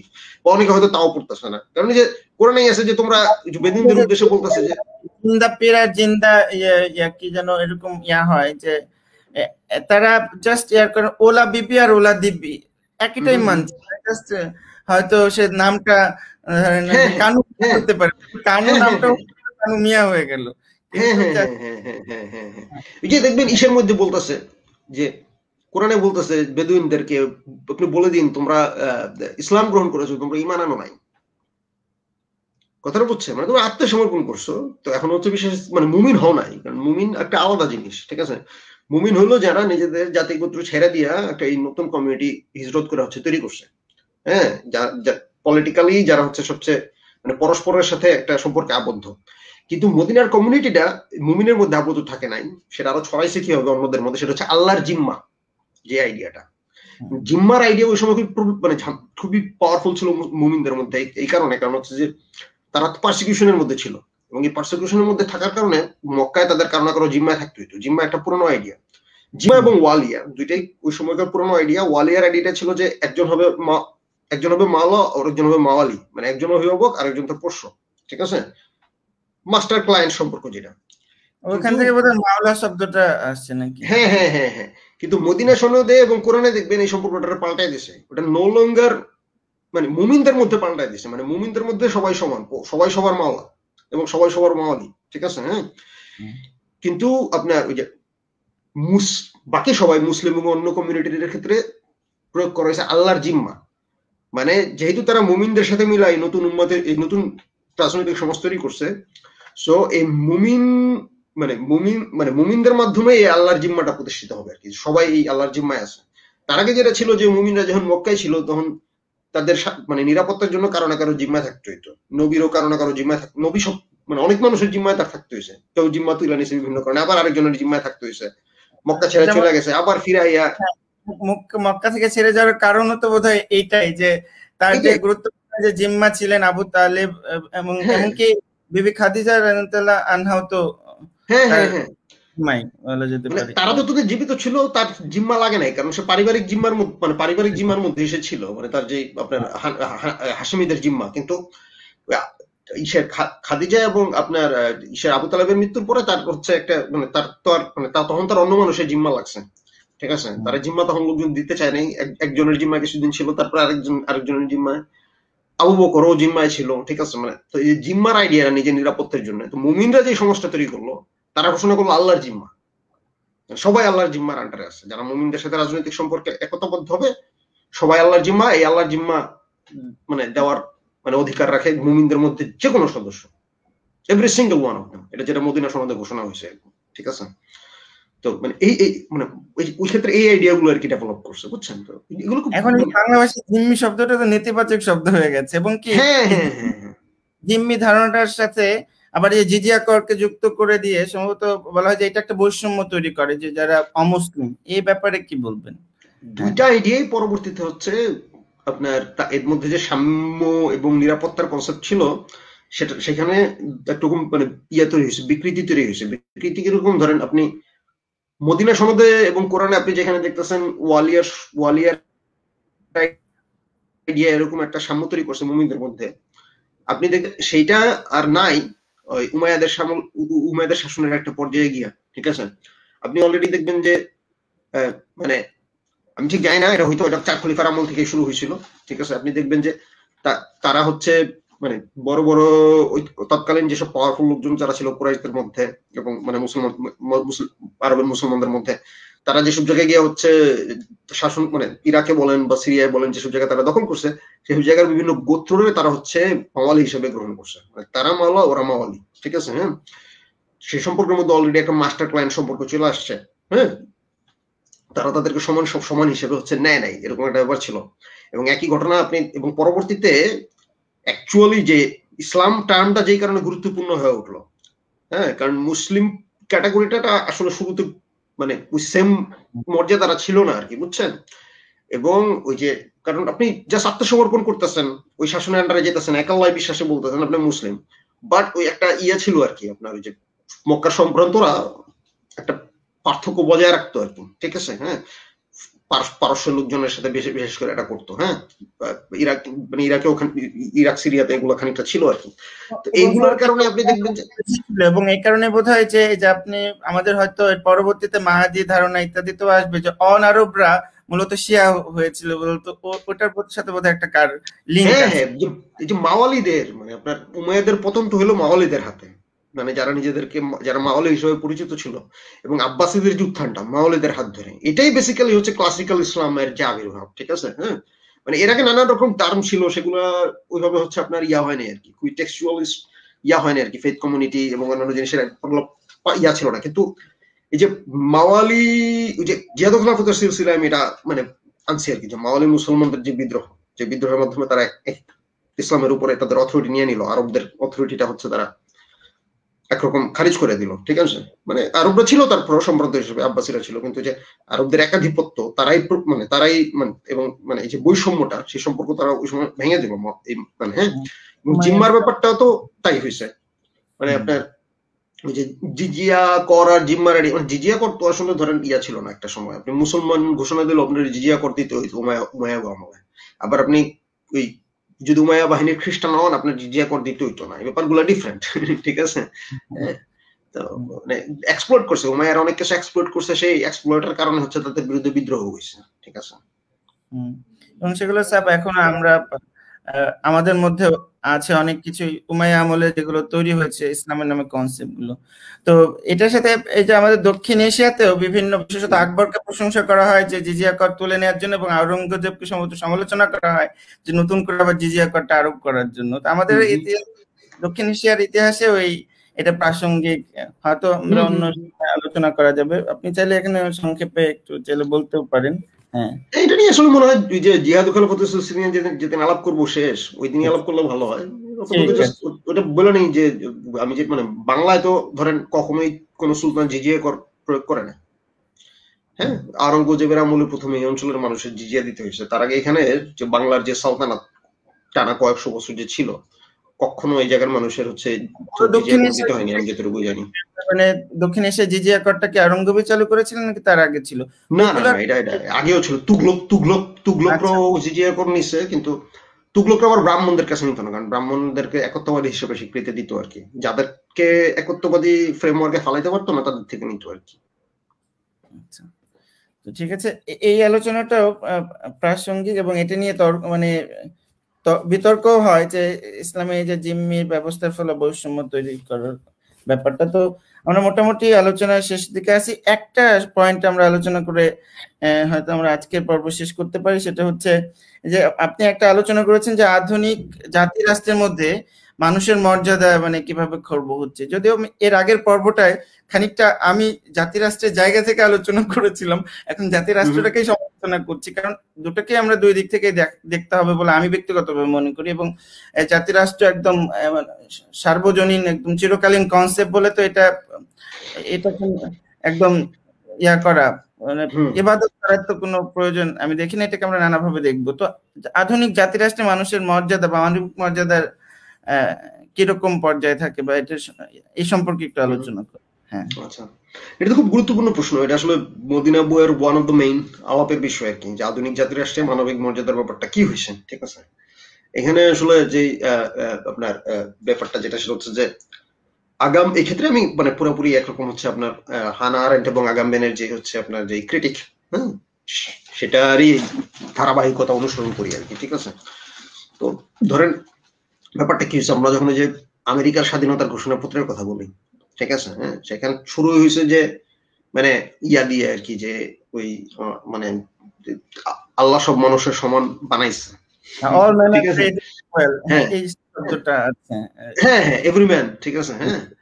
এখন এভরি ম্যান সমান, সেটা ঠিক আছে, কিন্তু আপনি যদি এই যে যারা এই সংবিধান, যারা এই স্বাধীনতার ঘোষণাপত্র লিখছে আমেরিকা, ঠিক আছে, এবং যারা আমেরিকা প্রতিষ্ঠা করছে, হ্যাঁ, তারা নিজেরাই তো ধরেন মহিলা নারীদেরকে এই ম্যান ক্যাটাগরিতে রাখে নাই। হ্যাঁ, টমাস জেফারসন এটা লেখার পেছনে ভূমিকা রেখেছেন, তারও অনেক দাস ছিল। হ্যাঁ, তার অনেক দাস ছিল, দাসেরও তো এই ম্যানের মধ্যে নাই, কথাটা বুঝছেন? আধুনিক যুগে মানবিক মর্যাদার যে ডিক্লারেশন গুলা, এই ডিক্লারেশন গুলার এটা একটা প্রবলেম হইলো যে যারা এই ডিক্লারেশন গুলো দিছে তাদের যদি আপনি প্র্যাকটিক্যালি তাদের যে পলিটিক্স যদি খেয়াল করেন, সেই পলিটিক্স এর মধ্যে সবাই এই ম্যান ক্যাটাগরিতে ঢুকতে পারতো না। ঠিক আছে, ফ্রেঞ্চ রেভলিউশনের যে declaration on the declaration of the rights of man, ঠিক আছে, declaration of the rights of mans and citizen, ঠিক আছে, হ্যাঁ, সেইখানে ধরেন প্রথমেই বলে নিছে যে আমরা সকল মানুষের সমান মানে অধিকার ঘোষণা করি, ঠিক আছে, কিন্তু আপনি খেয়াল করেন, হ্যাঁ, সেই অধিকারটুকু পাইয়ে দিয়েছে শুধু নাগরিকদের ক্ষেত্রে, হ্যাঁ, এবং বিদেশি নারী ও শিশুরাও সেটার বাইরে। কথাটা বুঝছেন তো? মানবিক মর্যাদার ঘোষণা দিয়ে এই কাহিনীটা হয়। প্রাচীন গ্রিসের এরকমই ছিল, প্রাচীন গ্রিসেও তো এরকমই ছিল। হ্যাঁ, মানে প্রাচীন গ্রিসের ডেমোক্রেসি, ওরা তো আবার মানবিক মর্যাদার আইডিয়া ডিল করতো না, ওরা তো ডিরেক্ট হচ্ছে ন্যাচারালিস্ট, রেশনালিস্ট ছিল। মানে যার শক্তি আছে সে মাস্টার, যার শক্তি নাই ওই দাস। মাস্টার আর স্লেভ আলাদা ক্যাটাগরি, ওরা এইভাবে দেখেন গ্রিক এবং রোমান থিঙ্কিং এর সাথে আব্রাহামিক থিঙ্কিং এর সবচেয়ে বড় কনফ্লিক্টের জায়গা এটাই। ওরা ন্যাচারাল অর্ডারে বিশ্বাস করতো, কিন্তু মানে ইব্রাহিমী ধর্মতত্ত্ব এই ন্যাচারাল অর্ডারটার বিরুদ্ধে যে আল্লাহর সার্বভৌমত্ব, আল্লাহর অর্ডারের আইডিয়া নিয়ে আসছে। ঠিক আছে, এটা একটা মানে এই কত র্যাডিক্যাল ব্যাপার ছিল ওই সময়, এটা এখন মানে বোঝা টাফ। ঠিক আছে, আপনি কিছুটা হইলো আইডিয়া পাবেন যে ল্যারি সাইডেন্টপের যে বইটার কথা বললাম, ইনভেন্টিং দ্য ইন্ডিভিজুয়াল, ঠিক আছে, হ্যাঁ, একটা বই আছে, সেটা পুরো দেখতে পারেন, খুবই ইন্টারেস্টিং বই। এটা শুধুমাত্র খ্রিস্ট ধর্ম নিয়ে লিখছে, ইউরোপ নিয়ে লিখছে, ইসলামের ব্যাপারে সেখানে কিছু পাইবেন না। ঠিক আছে, কিন্তু গুরুত্বপূর্ণ এগুলো বোঝার ক্ষেত্রে। হ্যাঁ, বা ডেভিড গ্রেবারের যে বইটা এক্সিয়াল মানে ডেপ্থ, সেটা সেখানেও মানে গুরুত্বপূর্ণ অনেক ইনফরমেশন আছে। এনিওয়ে আমি যেটা আর কি বলতেছিলাম মানে সেটা হচ্ছে যে ওই ইসের কথা আর কি, মানে এই ব্যাপারগুলো তো ছিল আর কি, মানে আল্লাহর সাথে মানে আপনার ওই যে রেশনাল অর্ডার গ্রিকদের ইসের ওগুলোর বিপরীতে এগুলো আর কি কাজ করছে আর কি। এবং আধুনিক যুগে ধরেন যেটা হয়েছে যে হ্যাঁ এই যে রাষ্ট্র সেটা তো প্রথম দিকের ডিক্লারেশন, তারপর দ্বিতীয় বিশ্বযুদ্ধ এসে দেখা গেল যে প্রথম এবং দ্বিতীয় বিশ্বযুদ্ধ এসে দেখা গেল যে আপনার এই ব্যাপারটা একটা মানে একটা ইম্পাস চলে আসলো, দুইটার মধ্যে সমন্বয় করা সম্ভব হচ্ছে না। ঠিক আছে, কারণ হচ্ছে যে মানে জাতীয়তাবাদী যে চিন্তা সেটা আসলে শুধুমাত্র নাগরিকদের মানবিক অধিকারে স্বীকার করে অন্যদের না, এবং সেই দেখা গেল যে এই নাগরিকত্বের আইডিয়া দেওয়া বহুত মানুষের হচ্ছে ইসের বাইরে ফেলা দেওয়া হচ্ছে আর কি, মানে তাদের নাগরিক মানবিক সব অধিকারই কেড়ে নেওয়া হচ্ছে ইহুদিদের ক্ষেত্রে যেটা হইলো। ঠিক আছে, এই প্রশ্নগুলোই কিন্তু দ্বিতীয় বিশ্বযুদ্ধের পরে কিন্তু এই যে international declaration of human rights নিয়ে আসলো। ঠিক আছে, হ্যাঁ, গুরুত্বপূর্ণ করে তুললো, সবার সমান অধিকারের আইডিয়া সেটা সব রাষ্ট্রের সেটা মানাইতে চাইলো। ইউরোপ তো একরকম ধরেন সবার সমান সব নাগরিকের নাকি সব মানুষের, এবং সব মানুষের, সব মানুষের, হ্যাঁ হ্যাঁ হ্যাঁ হ্যাঁ, মানে নাগরিক ছাড়াও। ঠিক আছে, হ্যাঁ, কিন্তু আমাদের সংবিধানে কিন্তু এই তৃতীয় ভাগ যেখানে মৌলিক অধিকার নিয়ে আলোচনা করে সেখানে কিন্তু প্রত্যেক নাগরিক, এভরি সিটিজেন ইংরেজিতে বলে, সেটা কথা ব্যবহার করা হয়েছে। এবং আমাদের একটা আইন আছে ফরেনার্স অ্যাক্ট 1946, সেখানে এই বিদেশিদের চলাফেরার স্বাধীনতাকে সীমিত করে ফেলা যাবে, তাদেরকে একটা নির্দিষ্ট এলাকায় রাখা যাবে, সেটা প্রয়োগ করে হয়তো রোহিঙ্গাদেরকে একটা নির্দিষ্ট ক্যাম্পে রাখা হয়। বৈবাহিক আইন নিয়েও ঝামেলা আছে, বৈবাহিক আইন নিয়েও ঝামেলা আছে। খুব সম্ভবত রোহিঙ্গা কেউ যদি বাংলাদেশে কাউরে বিয়ে করে, ঠিক আছে, সেই বাচ্চার নাগরিকত্ব থাকবে কিনা আমি শিওর না, খুঁজে দেখেন। আচ্ছা আচ্ছা, হ্যাঁ, ঠিক আছে, আমাদের নাগরিকত্ব আইন ভয়াবহ রকম বাজে। ঠিক আছে, বাংলাদেশের যে নাগরিকত্ব আইন একটা মানে একটা এত গরিব একটা দাসের একটা জাতির মধ্যে যদি এরকম বর্ণবাদী নাগরিকত্ব আইন থাকে, দ্যাটস জাস্ট ইনসেন। আপনি সময় করে পড়ে দেখেন বিহারি এবং বিহারিদের ব্যাপারে আমাদের যে মানে এই আইনগুলো তৈরি হয়েছে বিহারিদেরকে মাথায় রেখে। ঠিক আছে, আপনি যে বিদেশিদের আইন করবেন খুব সম্ভবত বিহারিদেরকে মাথায় রেখে তৈরি হয়েছে, খুবই রেসিস্ট আইন। মানে আমাদের বিহারিদের ইমানসিপেশন এবং অন্যান্য জাতিগোষ্ঠীর ইমানসিপেশন এই কারণে খুব পরস্পরের সাথে খুব জড়িত আর কি বাংলাদেশে, বুঝছেন। আমরা বিদেশিদের ব্যাপারে আমাদের ল খুব খারাপ, মানে বিদেশি বলতে আমি বুঝতেছি বাঙালি, মানে বাঙালি ছাড়া অন্য যে কোনো দেশের ক্ষেত্রে আমাদের ল খারাপ। ঠিক আছে, সাংবিধানিক ল। এনিওয়ে, এবং ফৌজদারি আমি জানি না, এটা আপনি ভালো বুঝবেন, আমি আসলে বাংলাদেশের ল নিয়ে অত বেশি ঘাটাঘাটি করিনি। কিন্তু আমি যেটা বলতে চাচ্ছি যে এই ব্যাপারটা ঘটছে আর কি, যে দ্বিতীয় বিশ্বযুদ্ধের পরেই international declaration of human rights আসছে, কিন্তু সীমাবদ্ধতা যেটা সীমাবদ্ধতা হচ্ছে যে বাস্তবায়নের দায়িত্ব কেবলই তো রাষ্ট্রের, তাই না? আপনার ইন্টারন্যাশনাল যে হিউম্যান রাইটস রেজিম সে কি করবে? সে সমালোচনা করবে, নেমিং শেমিং করবে, এতটুকুই, তাই না? সে তো রাষ্ট্র মানে সে তো আইন প্রয়োগ করতে পারে না, আইন প্রয়োগের জন্য সে রাষ্ট্রের উপর নির্ভরশীল। আগামী আসলে ইউনিভার্সাল পিরিয়ডিক রিভিউ বলে, ইউপিআর নাকি একটা ইয়া হয়েছে, মাঝে মাঝে রিভিউ করে যে আপনারা গত কয়েক বছরে কি কি হিউম্যান রাইটস লঙ্ঘন করছেন, মানে বাস্তবায়ন করছেন বা লঙ্ঘন করছেন, একটা রিপোর্ট দেন।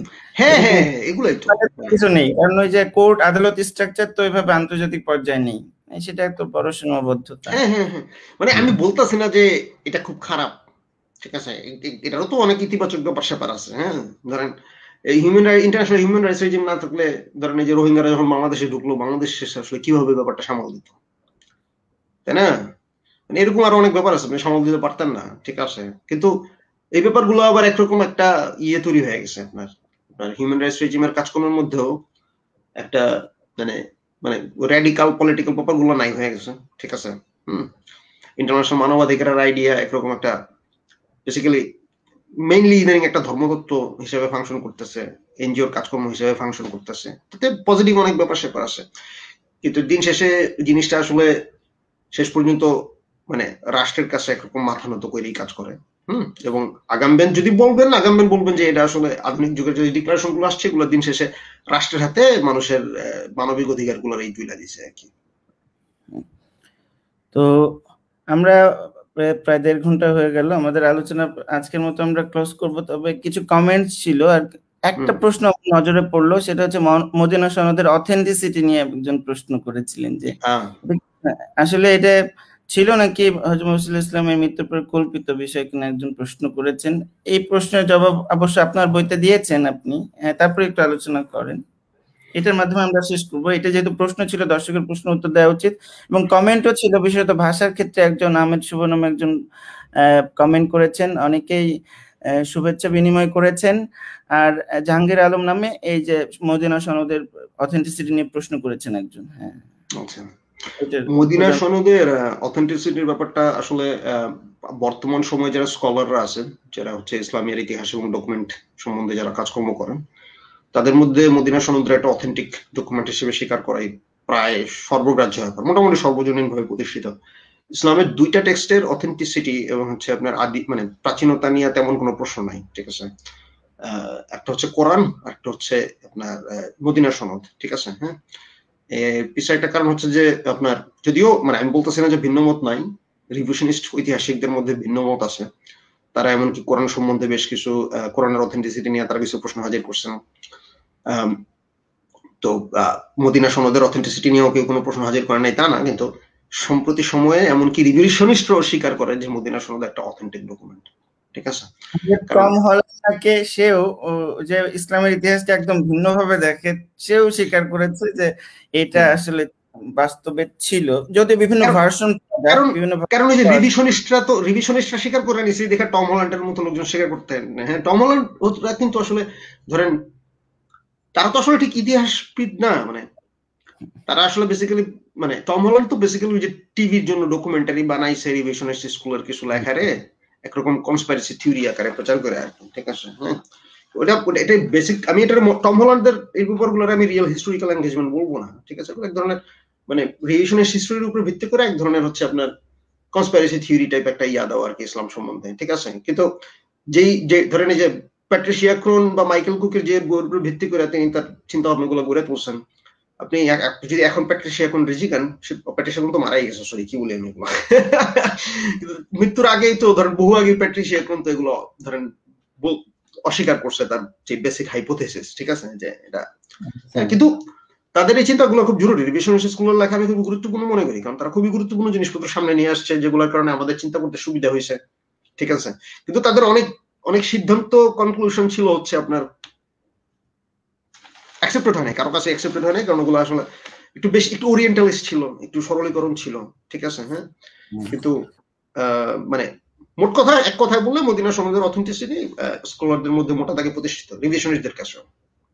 হ্যাঁ, তো আজকের আলোচনা আমরা শেষ করব একটা কোটেশন পড়ার মাধ্যমে। কথা হচ্ছে আমরা যে আলোচনা করছি সেটা চোখ বুঝে মানে ঈমান আনার দরকার নেই, আপনারা পরীক্ষা নিরীক্ষা করে তারপরে এবং কমেন্ট করবেন, আলোচনা করবেন, সমাজে এই আলোচনাগুলো ছড়িয়ে পড়ুক, এটাই চাই। এবং আমরা কেউ নিশ্চয়ই ভুলের ঊর্ধ্বে না, তবে আমাদের যাতে ওই বিদ্বেষটা আমরা এড়াতে পারি, যাতে আলোচনার পরিবেশ তৈরি হয়, এটাই আমাদের মানে ন্যূনতম চাওয়া। তো সেই জায়গা থেকে আমরা যখনই কোনো আলোচনা করব কোনো কিছু, সেই ক্ষেত্রে আমরা কি ধরনের পদ্ধতি অবলম্বন করব, সেটার ক্ষেত্রে আমি বদরুদ্দিন ওমরের মানে বাংলাদেশের ইতিহাস চর্চার বিষয়ে একটা বক্তব্য আছে, আমি সেটা কোট করার মাধ্যমে আজকের আলোচনা সভা শেষ করব। তিনি ওই বাংলাদেশের ইতিহাস চর্চা নামে একটা বই আছে, 2006 সালে প্রকাশিত হয়েছে শ্রাবণ থেকে। সেখানে উনি লিখছেন সমালোচনা, যদি ক্রিটিসিজম শব্দটা লিখেছেন, এটাকে আমি কি দিয়ে লিখতে পছন্দ করি, ক্রিটিক।